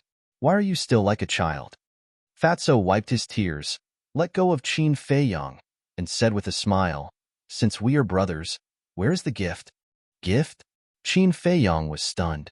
He frowned and said, So you said so many mushy words just for a gift? What else do you think? Fatso gritted his teeth and said, No. Qin Feiyang's face darkened. He turned to look at Ling Yunfei, but there was a hint of a smile in his eyes. Stingy. Fatso pursed his lips. Qin Feiyang said, Ling Yunfei, who is your wife? Ling Yunfei smiled evilly and turned to look inside the car. Wife, it's time for you to show up. A woman walked slowly, stood beside Ling Yunfei, and smiled at Qin Feiyang. It's you. Qin Feiyang smiled. This woman was Old Master Zhao's granddaughter, Zhao Shuang'er. Zhao Shuang'er smiled and said, Are you surprised? A little. But you and Ling Yunfei are together. It's a good thing that you don't let others take advantage of you. Qin Feiyang said. What are you talking about? Zhao Shuang'er glared at him. Wife, Boss Qin is praising you. If you fall into the hands of another man, it will be too easy for him. Ling Yunfei said. Cut the crap. Are your ears itchy? Zhao Shuang immediately glared at Ling Yunfei. Don't, don't, don't. So many people are watching. Leave me some face. Ling Yunfei hurriedly waved his hand, with a flattering look on his face. Qin Feiyang was stunned and joked. Ling Yunfei, I remember you said last time that someone was subdued by you? Zhao Shuang's relaxed face instantly became unfriendly again. Did I? Don't talk nonsense. Ling Yunfei laughed. Haha. Qin Feiyang smiled and said, all of you, quickly come over and serve tea to your elders. I'll deal with you tonight. Zhao Shuang snorted and took the lead to get off the carriage. Boss Qin, you've really made me suffer. Ling Yunfei grumbled in his heart and hurriedly followed up. Qin Feiyang said, come, serve tea. Immediately, 3 palace maids came out with exquisite trays. There was no need to talk about what happened next. As for Li He, although he had some small opinions, as long as his granddaughter was happy, he didn't care. He also prepared wedding gifts for the two. Lu Ji, Old Man Zhao, Second Grandpa, and the others were naturally very happy. Of course, they also prepared wedding gifts for their children and grandchildren. Although the gifts were not very expensive, they were the elders' intentions and their sincere blessings. So happy. Mermaid Princess walked to Qin Feiyang's side and looked at the 3 couples with a smile. There was a trace of envy in her eyes. Lu Qiuyu, the Emperor, the Hong Emperor, and the Qian Emperor looked at Ling Yunfei and the other 6 people, and then looked at Qin Feiyang and the Mermaid Princess with a face of regret. Qin Feiyang saw all of this. In his heart, he couldn't help but feel a trace of guilt. He grabbed the Mermaid Princess's hand and whispered, don't worry, in the future, I will definitely give you a grand wedding and make you the happiest woman in the world.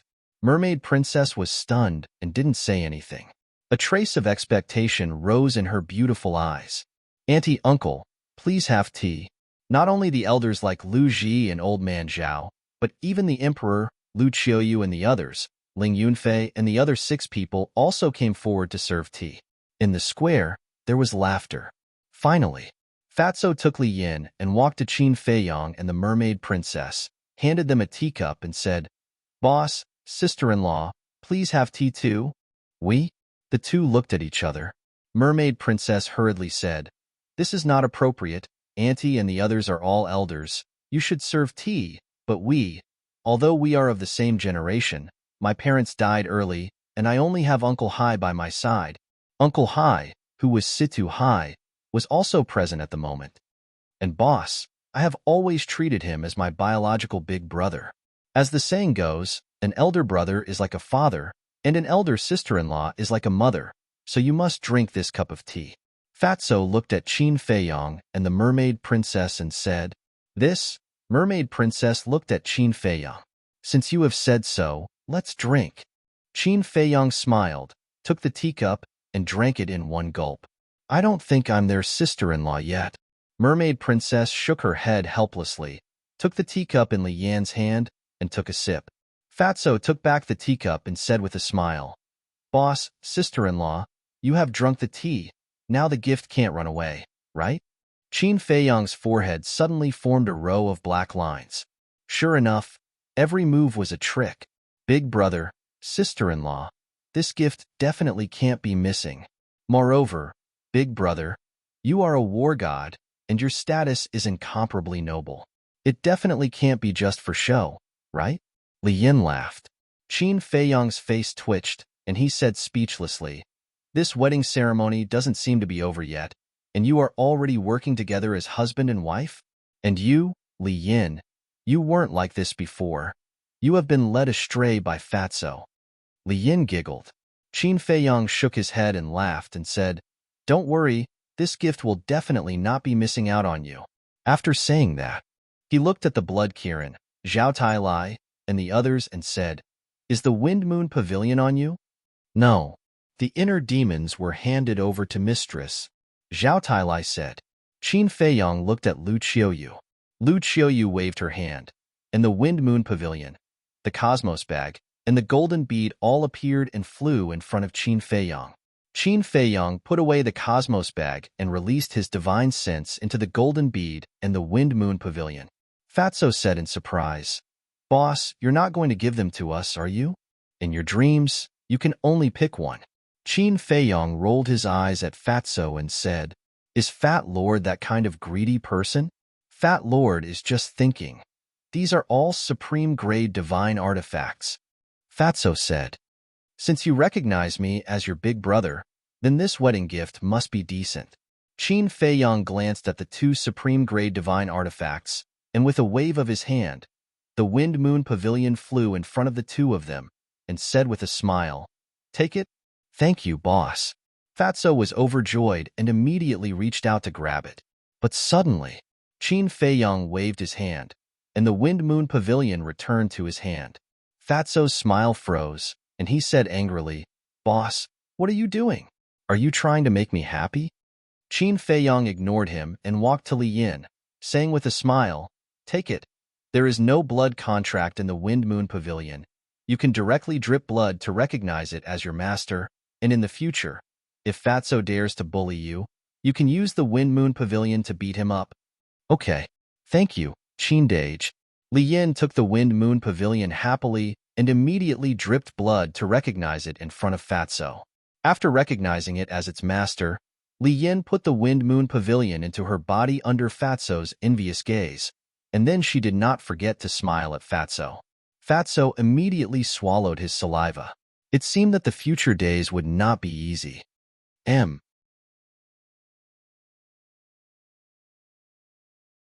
Chapter 1904. Seeing that Fatso and Li Yin actually got a supreme-grade divine artifact, Ling Yunfei and Lu Zheng looked at each other with green light in their eyes. This little cousin is really generous, Lu Zheng murmured. Ling Yunfei rolled his eyes and said telepathically, Little cousin, we can't just let Fatso and Li Yin take advantage of them. Let's go. Yes, yes, yes. Lu Zheng nodded. The two immediately took their respective brides, held their teacups, and ran toward Qin Feiyong. Looking at Lu Zheng and Ling Yunfei's behavior, second grandpa angrily scolded, How can you run around on such an important day? Haha, second brother, don't be so old-fashioned. The times are different now. It's the world of young people. Why do you care so much? Lu Yun said with a smile. Second grandpa was stunned and couldn't help but smile bitterly. At the same time, Qin Feiyong looked at Lu Zheng and Ling Yunfei running over, and his face twitched again. He stretched out his hand and said, Stop. The two suddenly stopped, and the tea in the teacups splashed out. Lu Zheng, what are you doing? Lu Hong looked at Lu Zheng angrily. Ling Yunfei, don't embarrass me. Zhao Shuanger also glared at Ling Yunfei. Ling Yunfei said disdainfully, How is this embarrassing? It's a waste not to take advantage of it. Zhao Shuanger's face was dark. Ling Yunfei looked at Qin Feiyong and said with a sneaky smile, Boss Qin, I have always treated you as my brother. You can't favor one and discriminate against the other. Qin Feiyong rolled his eyes. Lu Zheng also looked at Qin Feiyong, grinned, and was about to speak. Qin Feiyong hurriedly waved his hand and said, Stop. What? You won't even give me a chance to speak? Lu Zheng's smile froze. He glared at Qin Feiyong angrily. Qin Feiyong said, It's true that Fatso and Ling Yunfei treat me as their big brother. But you? So it's this? It's nothing. As long as you give me enough benefits, we can make an exchange. I'll be the younger cousin, and you'll be the older cousin. Lu Zheng said with a grin. Fatso and Ling Yunfei immediately cast disdainful glances at Lu Zheng. Gongsun Bei, Qin Rushuang, and the others looked at each other and could not help but shake their heads and laugh. Second grandpa was fuming and glaring at him. For the sake of some congratulatory gifts, he didn't even care about his dignity. What kind of behavior was this? This was simply a disgrace to the Lu family. Qin Feiyong was also speechless. He said, You'd better look at second grandpa's face now. Lu Zheng glanced at second grandpa and did not take it to heart. He looked at Qin Feiyong and said, Don't use him to scare me. It's useless. Bastard. Second grandpa was furious. Second brother, what do you think you're doing? Lu Yun saw that the situation was not good. He hurriedly held second grandpa down and comforted him. Qin Feiyong smiled helplessly. He looked at the blood Kirin and said, Give me the dragon vein sword and the Kirin armor, The blood Kirin was stunned. Qin Feiyong smiled and said, "Give it to me." The blood Kirin sighed helplessly. With a thought, the dragon vein sword and the Kirin armor appeared. After a period of repair, the Kirin armor had been restored to its original state. Qin Feiyong waved his hand, and the two supreme-grade divine artifacts flew to him. Then, he erased the blood contract. Looking at the two divine artifacts, Lu Zheng and Ling Yunfei's eyes lit up. Qin Feiyong rolled his eyes at the two and said calmly, "It's the same as Fatso's. You don't have a share." When the two heard this, their faces immediately withered like frosted eggplants. Qin Feiyong looked at Lu Hong and Zhao Shuang-er and smiled. "Come here." The two looked at each other and walked in front of Qin Feiyong. Qin Feiyong looked at Zhao Shuang-er and smiled. "To be honest, I used to feel guilty." "Why?" Zhao Shuang-er was suspicious. "Back in the Swallowpan Mountain Range, when you were ambushed by Zhuan, I swore to help you and take care of your family. But at that time, I only thought of Aunt Shui and Aunt Luji. As for your grandfather, I did not do anything. It wasn't until he was killed that I remembered that I hadn't even come to visit him before. So, please forgive my carelessness." Qin Feiyong lowered his head and said apologetically, "You think too much. I never blamed you. Besides, hasn't grandfather been resurrected?" Zhao Shuang-er smiled. "Thank you." Qin Feiyong said gratefully and smiled. "Then you can choose one." "That's not good. I know that you still have to go to the miracle. Keeping these divine artifacts will definitely help you." Zhao Shuang-er said, "It's okay. You have to trust me." Qin Feiyong smiled. In that case, Zhao Shuang-er glanced at the Kirin armor and dragon vein sword, then looked at Qin Feiyong and said, "Let Sister Lu Hong choose first." Lu Hong was stunned and looked at Zhao Shuang-er helplessly. "Just choose. Why are you being so polite?" Zhao Shuang-er looked at Lu Hong, then looked at the Kirin armor and dragon vein sword. For a moment, she could not make up her mind. Ling Yunfei whispered in Zhao Shuang-er's ear, "My dear wife, we want the dragon vein sword." "Why?" Zhao Shuang-er was suspicious. Ling Yunfei said, "The Kirin armor is only a defensive divine artifact. It has no lethality. The dragon vein sword is definitely better." "Then I want the Kirin armor." Zhao Shuang-er grabbed the Kirin armor, completely ignoring the stunned Ling Yunfei. She directly dripped her blood on it to claim ownership. Ling Yunfei said anxiously, "My dear wife, what are you doing?" Zhao Shuang-er said, "I just want to live a peaceful life in the future, so I don't need the dragon vein sword." Seeing that Zhao Shuang-er had made up her mind, Ling Yunfei did not dare to force her. He sighed helplessly. Qin Feiyong smiled, looked at Lu Hong, and said, "Girl, although you don't have a family in the future, my parents and I will be your family. If Lu Zheng bullies you in the future, you can come to us. We will help you teach him a lesson." Lu Hong's eyes trembled, and tears streamed down her cheeks. Qin Feiyong raised his hand and gently wiped away Lu Hong's tears.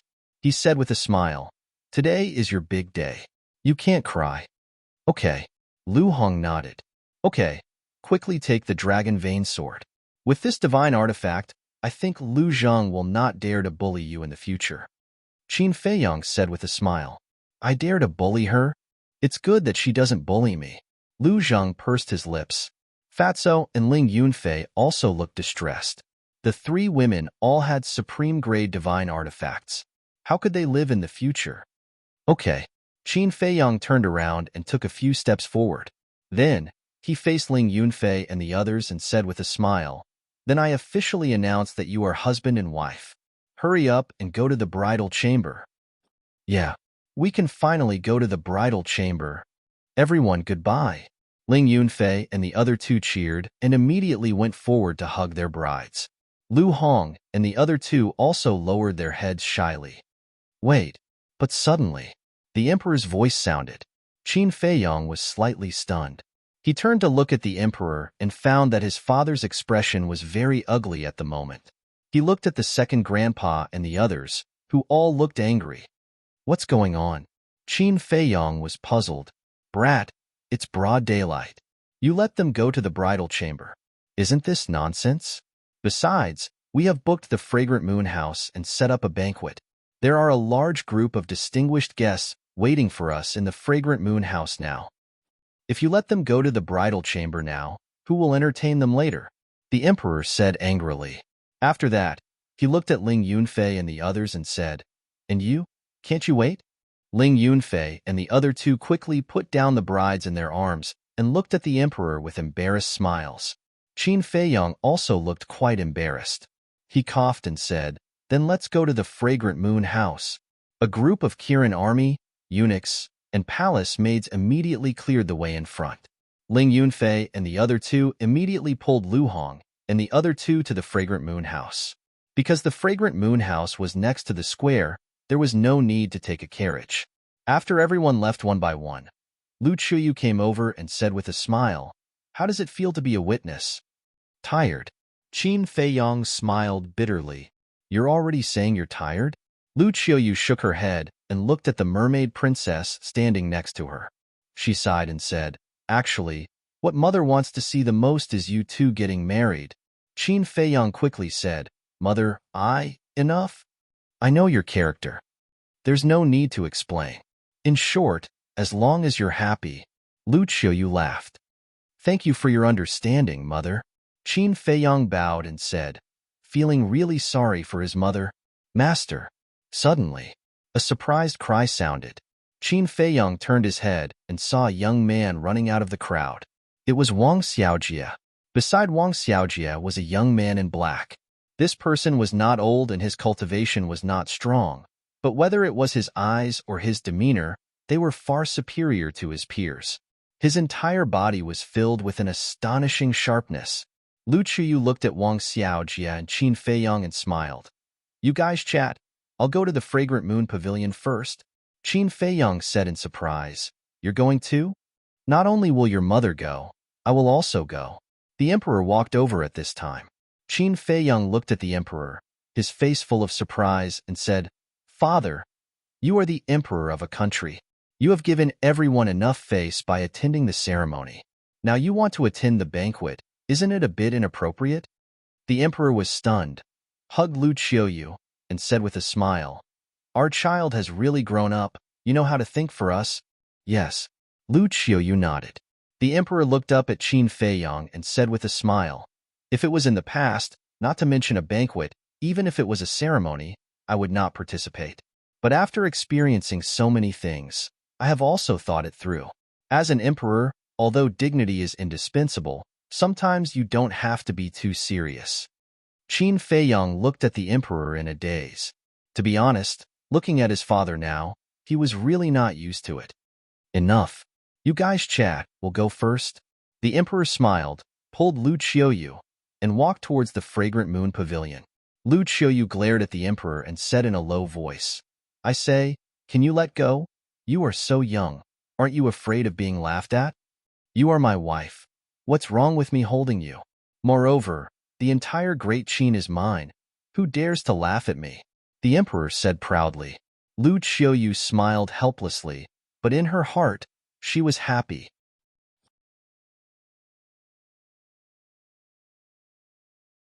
Chapter 1905. After the two left, Wang Xiaojie immediately went up and said with a smile, "Mistress." "Master." The black-clothed youth also bowed. This person was Mu Chan. But later, he followed Qin Feiyong, and Qin Feiyong changed his name to Qin Chen. Qin Feiyong looked at the two and said with a smile, "Are you both okay?" "Can't be better." Wang Xiaojie smiled and looked at the mermaid princess, saying, "Mistress, you are so beautiful. My master's ancestors must have accumulated good karma to get such a beautiful wife like you." Qin Feiyong's face darkened. The mermaid princess was also stunned, then said with a smile, "You little guy, you know how to talk? This is the truth."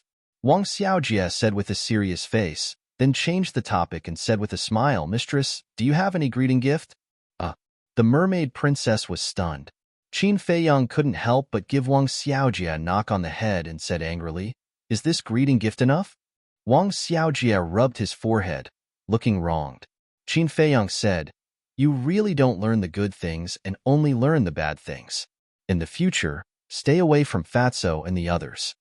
Wang Xiaojia lowered his head and said with dissatisfaction, "It's the first time I see mistress. It's natural to give a greeting gift. Are you still looking for a beating?" Qin Feiyang's face darkened. No, no, no. Wang Xiaojia hurriedly waved his hand. His face was full of flattery, but then he pretended to be deep inside, saying, "Master, you are really not a qualified master." Qin Feiyang was stunned. His hands crossed in front of his chest, looking at Wang Xiaojia and said, "Tell me, how am I not qualified? Look, when Qin Shen and I followed you, you didn't teach us anything, and directly threw us into the mountains and forests, leaving us to fend for ourselves. Do you see any master in the world like you?" Wang Xiaojia pouted. The corner of Qin Feiyang's mouth twitched. Looking at the silent Qin Shen, he looked at Wang Xiaojia and said indifferently, "This is how I teach people. If you're not satisfied, you can leave at any time." Wang Xiaojia's body froze. Was he going to expel him from the sect? That won't do. Wang Xiaojia quivered and hurriedly said, "Master, this disciple didn't mean that. This disciple just wants to say, can you show more concern for us? Are you still a child? You still want me to care about you? If you want to stand at the top of the pyramid of this continent, you must learn to be independent and learn to endure. Because when facing an enemy, no one will show mercy to you." Qin Feiyang said, "Master is right." Wang Xiaojia nodded submissively. Originally, he wanted to gain some benefits, but he didn't expect that instead of gaining any benefits, he would be fiercely reprimanded. The losses outweighed the gains. Qin Feiyang looked at Qin Shan and asked, "What about you?" Qin Shan said, "I didn't think too much because I know that you're doing this for our own good. It's not bad to have this understanding. In the future, your achievements will definitely be higher than Wang Xiaojia's. However, you must always remember who gave you all of this. You know what I mean, right?" Qin Feiyang said, "I know. Although I've changed my name to Qin Chun, the bloodline of the Mu family still flows in my body. Moreover, I'm the only one who's still alive in the current Mu family." "So, you're worried that I'll rebel?" Qin Chen said. "You're indeed smart." Qin Feiyang praised with a smile. Qin Chen said, "I swear to the heavens that I'll never do anything to harm the great Qin dynasty." "I believe you." Qin Feiyang nodded and smiled. He waved his hand and said, Go and relax. Don't pull a long face all day." "Yes." Qin Chun nodded respectfully. Qin Feiyang looked at Wang Xiaojia and said, "You go too. Learn from him in the future." Wang Xiaojia pursed his lips and reluctantly followed Qin Chun to the Fragrant Moon Inn. This Qin Chun is indeed a promising talent. However, this disciple of yours is not bad. There's no need to be so harsh on her." Mermaid Princess said, "If I don't be harsh on them now, it'll be the same as harming them. After all, I can't always protect them, right? Moreover, the great Qin dynasty will be their world in the future. Of course, I hope that they can go further and further." Qin Feiyang said. Mermaid Princess thought for a moment and nodded with a smile. "That's true. I hope they can understand your painstaking efforts. If they're really a promising talent, they'll understand." Qin Feiyang smiled and released his divine sense toward the imperial palace. "What are you looking for?" Mermaid Princess was suspicious. Qin Feiyang pondered for a moment and said with a smile, "You go to the banquet first. I'm going to meet someone." "Okay." Mermaid Princess didn't ask much. She was very sensible. Qin Feiyang took a step forward and disappeared instantly. Imperial Palace Back Mountain. In a huge valley, tombs were neatly arranged in the valley.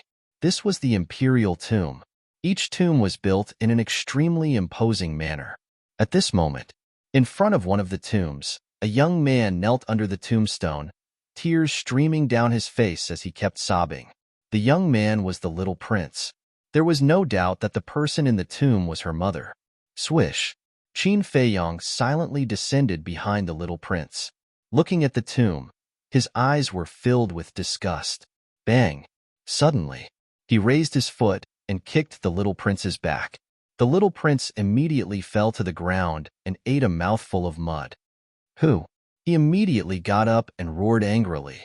But when he turned around and saw that it was Qin Feiyang, a trace of fear suddenly appeared in his eyes. You didn't even notice that I appeared behind you. What right do you have to threaten to kill me? Qin Feiyong said with a contemptuous face. The little prince flew into a rage out of humiliation and roared, "That's because you're strong. Don't find excuses. No means no. I'm too lazy to talk nonsense with you. This time I'm not here to find you. I'm here for this tomb." Qin Feiyong said. Tomb? The little prince was stunned. He quickly stood in front of the tombstone and said in a panic, "What do you want to do to my mother's tomb?" Qin Feiyong said expressionlessly, "She's not qualified to be buried in the imperial tomb." "Why?" The little prince roared. Qin Feiyong frowned and said, "Don't you know?" "What should I know?" The little prince's angry face showed a trace of confusion. Qin Feiyong looked at the little prince. It seemed that his father didn't tell the little prince about that woman, but it made sense. After all, the little prince was still young. This kind of thing was too cruel for him. It might even affect the little prince's life. It was a good thing to hide it from him. Qin Feiyong pondered for a while and said to the little prince, "How about we make a deal?" "Not interested." The little prince said, "I'm afraid that's not up to you. I can let your mother continue to be buried in the imperial tomb for the time being, but my condition is that you have to break through to the divine war realm within 1,000 years. If you can't do it, then it won't be as simple as moving. When the time comes, I will destroy your mother's tomb bit by bit in front of you." Qin Feiyong said calmly, "I won't allow you to do that." The little prince immediately roared and pounced at Qin Feiyong with bared fangs and brandished claws. Qin Feiyong waved his hand, and with a pa sound, the little prince was sent flying on the spot. He rolled on the ground in a sorry state. This kind of childish behavior is meaningless. You can only agree. Otherwise, I will destroy your mother's tomb right now," Qin Feiyong said. The little prince was covered in mud and blood was flowing from the corner of his mouth. He got up and stared at Qin Feiyong. "Make your choice," Qin Feiyong said. The little prince turned to look at the tomb and nodded. "Okay, I promise you, I will definitely enter the divine war realm within 1,000 years. Then I'll wait and see." Qin Feiyong glanced at him indifferently. Then, he turned around and stepped into the air. "Not only will I enter the divine war realm, but I will also kill you to avenge today's humiliation." The little prince roared, "Do you know what humiliation is now? Looks like you've grown a lot. Work hard. The future of the great Qin dynasty depends on you. You will become a wise emperor. Make me proud of you." Qin Feiyong muttered to himself and disappeared from the young prince's line of sight without even looking back. At the Fragrant Moon Inn, the streets were blocked by the Kirin army. Even a fly would not be able to get in. The entrance of the Fragrant Moon Inn was guarded by the commander of the Kirin army. Anyone who wanted to enter the Fragrant Moon Inn had to show their invitation cards. Marquis Yuan Wu is here. Marquis Chu Wu is here. Marquis Minwar is here. Master Qin Shang is here. The head of the Pill Pagoda and the elder of law enforcement is here. A series of loud yells could be heard. Anyone who was invited was either a martial marquis, a minister, or a person in power in the divine palace. In short, almost all of the famous, influential figures had come. After all, the banquet was personally organized by the emperor himself. Furthermore, the emperor himself was present. How could they not show up? Of course, there was another reason. Qin Feiyong. Qin Feiyong was the pillar of the great Qin dynasty. His position in people's hearts was no less than that of the emperor. So, most of them were here to get closer to Qin Feiyong and get familiar with him. Head of the Treasure Pavilion and Steward Sun Dahai are here. Along with a respectful call, a white-clothed woman who looked like a young girl slowly walked to the entrance of the Fragrant Moon Inn with a white-haired old man. The commander of the Kirin army hurried to greet them and said with a smile, "Why are you two so late? We were afraid that you wouldn't be able to greet us." The lady in white smiled and nodded at Sun Dahai. Sun Dahai immediately took out 2 invitations and handed them to the commander of the Kirin army. The commander of the Kirin army took the invitations and opened them. He stepped aside and said with a smile, "Please come in." "Thank you." The lady in white smiled gently and entered the Fragrant Moon Inn. "Steward Sun, long time no see." But at this moment, a laugh was heard. following which, Qin Feiyong arrived at the entrance. "Greetings, Your Highness." The commander of the Kirin army hurried forward and bowed. "Yes." Qin Feiyong nodded and looked at Sun Dahai. Seeing Sun Dahai looking at him in a daze, he shook his head and said with a smile, "Why are you looking at me like that? Don't you recognize me?" Sun Dahai quickly bowed and said, "Greetings, Your Highness." Qin Feiyong hurried forward and helped Sun Dahai up, saying, "Elder son, you don't have to be so polite with me. To think that Your Highness still remembers this old man. This old man is ashamed." Sun Dahai sighed.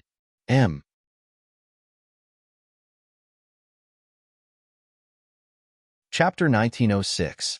What are you ashamed of? Let's go. Let's get drunk today. Qin Feiyong pulled Sun Dahai and walked inside.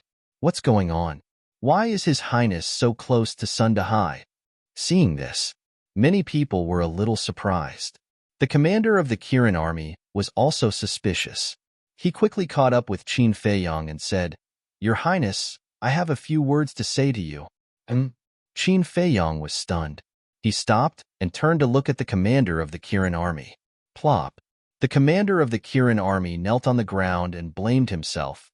"I'm really sorry for what happened back then," Qin Feiyong said. "Do you think you can forget about it by saying sorry?" The commander of the Kirin army lowered his head and his face was full of guilt. Suddenly, Qin Feiyong shook his head and smiled. He reached out to help the commander of the Kirin army up and said, "It's all in the past. Don't take it to heart." "Your Highness," the commander of the Kirin army looked at Qin Feiyong in a daze. "I was just joking with you. I've forgotten about it. Besides, you were just following orders. Come in and find me when you're done. Let's have a few drinks." Qin Feiyong said. "Yes." The commander of the Kirin army shouted. He stood straight and his face was full of gratitude.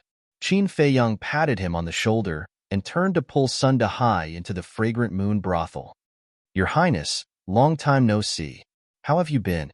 The woman in white stood in front and looked at Qin Feiyong with a smile. "You are?" Qin Feiyong looked at the woman in white suspiciously. Sun Dahai hurriedly said, "She's our leader." Qin Feiyong suddenly realized. He looked at the woman in white and asked, "Have we met before?" "Your Highness is really direct. But even if we haven't met, we know of each other's existence," the white-clothed woman said. "That's true." Qin Feiyong smiled. The white-robed girl cast a suspicious glance at Sun Dahai. After that, she turned to Qin Feiyong and spoke. "You guys chat then. I'll go meet some old friends." In fact, she was also very puzzled.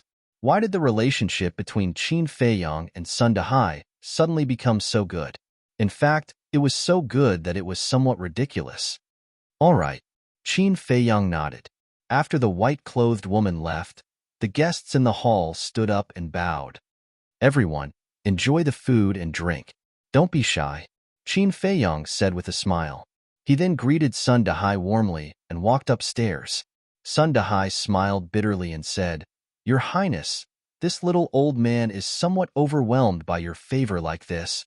Qin Feiyong shook his head and laughed. He sighed and said, "To be honest, I really have to thank you this time. If you hadn't secretly told me about Great Qin's situation in the Central Divine Kingdom, I really don't know what would have happened." Sun Dahai said, "It was just a small matter." "Wrong. If it was just a small matter, why didn't those marquises and ministers tell me? I know that they don't have confidence in me and think that I can't defeat the demon ancestor. So, they don't want to draw trouble to themselves. But you are different. You truly love Great Qin and don't want Great Qin to fall into the hands of the demon ancestor. You also trust me without a doubt. Just this trust alone is something that ordinary people can't compare to." Qin Feiyong said, "Your Highness is too serious. As a citizen of Great Qin, it's only right that I care about Great Qin's safety." Sun Dahai shook his head and smiled. "You're old, so don't be modest. If I lose this time and the demon ancestor finds out that you're the one who told him, you'll definitely be killed. So, you risked your life to tell me the news. I, Qin Feiyong, will always remember this kindness," Qin Feiyong said. Sun Dahai stopped and looked at Qin Feiyong. Seeing that Qin Feiyong's expression was incomparably sincere, he said. With your highness's words, this old man can die without regrets. Old man, when did you become so polite? Qin Feiyong rolled his eyes. Your highness is so polite. How would I dare to be impudent? Sun Dahai said innocently. Qin Feiyong was stunned. Thinking back, from the time he met Sun Dahai at the door until now, it seemed that he had been polite. Qin Feiyong laughed and said, my bad, my bad. I'll punish myself with 3 cups later. Seeing this, Sun Dahai couldn't help but laugh and said, Your Highness, if you really want to thank this old man, then don't say such polite words. Qin Feiyong was stunned and asked, Then what do you want? What do you think? Sun Dahai asked. Qin Feiyong pondered for a while, looked around, and asked in a low voice, You don't want the position of the pavilion master of the treasure pavilion, do you? Although this is just a question, it doesn't seem right for you to do this. After all, your pavilion master is still so young. What are you thinking about? Who wants the position of pavilion master? Sun Dahai's veins bulged. Then what do you want? Qin Feiyong was suspicious. Sun Dahai snorted coldly. Don't play dumb. I don't believe that you really don't know what I'm thinking.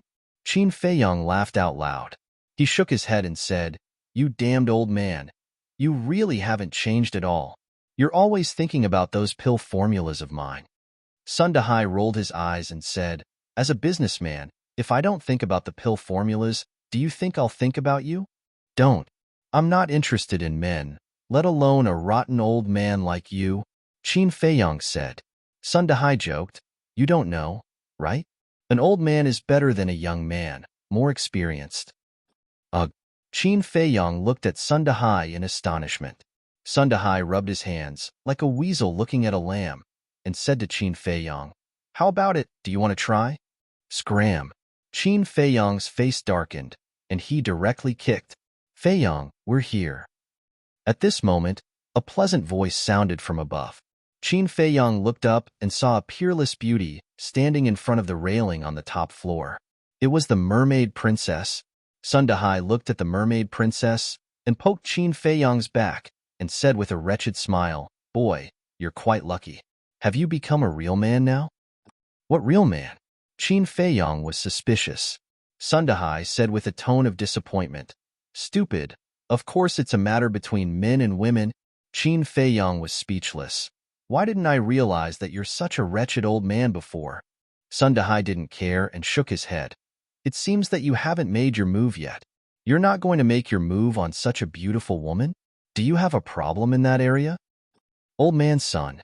Qin Feiyong shouted angrily.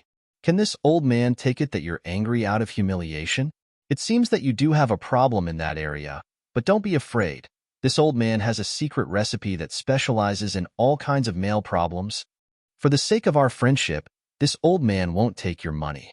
This old man will have someone send it to you some other day, and I guarantee that you'll be able to regain your masculinity. Sun Dahai smiled slyly. Qin Feiyong rolled his eyes at him, and then swept Sun Dahai up to the top floor.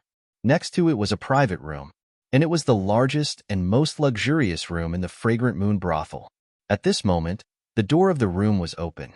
Qin Feiyong turned his head and saw Tantai Li and Emperor Hong sitting at the head of the table, followed by Emperor Chun, Qin Yuan, Lu Yun, second grandpa, third grandpa, and fourth grandpa.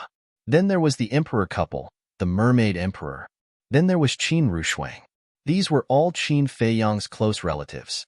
Tantai Li said, Brat, we're waiting for you. Come in quickly. Okay. Qin Feiyong nodded, pulled the mermaid princess, looked at Sun Dahai, and said, Let's go in. This. Looking at the table of people inside, Sun Dahai could not help but turn pale. What's wrong? Qin Feiyong was suspicious. Sun Dahai stammered, Everyone here is your family, and I'm the only outsider.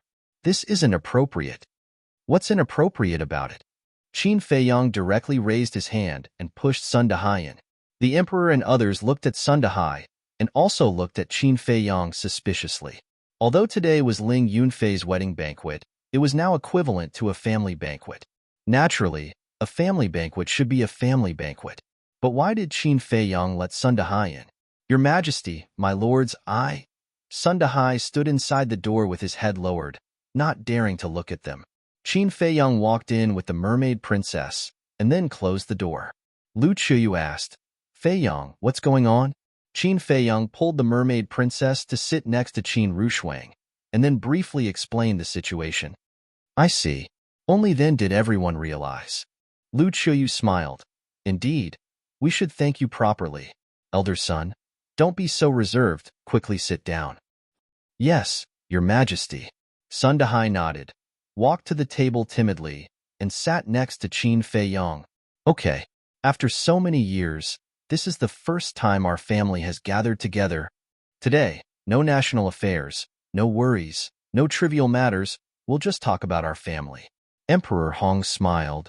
Yes, the last time we gathered together was when Feiyang was born. In the blink of an eye, Feiyang has not only grown up, but also found a wife. We old guys have to admit that we're old. Emperor Chun sighed. We're old, but on the wine table, we can't lose to the young people. Lu Yun said as he got up to pour wine. Yes, let this kid know that we old people are not easy to bully. Emperor Hong nodded. Swish. A group of old men immediately stared at Qin Feiyang. Qin Feiyang's eyelids twitched, and he looked at everyone warily and said, What are you doing? Let me tell you, I'm not good at drinking at all. With so many elders here, even if you don't know how to drink, you have to drink. Not only you, but your wife also has to drink. Qin Yuan chuckled. Qin Feiyang said helplessly, Uncle Yuan, why are you fooling around? Qin Yuan said, Silly boy, this is not fooling around. This is everyone's concern for you. After all, it's easier for you and your wife to do things when you're drunk, and we have a chance to hold grandchildren. Do things? Hold grandchildren? Qin Feiyang's face twitched. It turned out that this group of old people was planning this, but no matter how he looked at it, they were disrespectful. Qin Rushuang on the side laughed directly. Sun Dahai's face also turned red. When the mermaid princess heard that, she immediately lowered her head. Her face was so pale that it was almost dripping water. You're tuning into the Warrior Lore YouTube channel. Don't forget to subscribe and join us on this journey to catch the most captivating stories.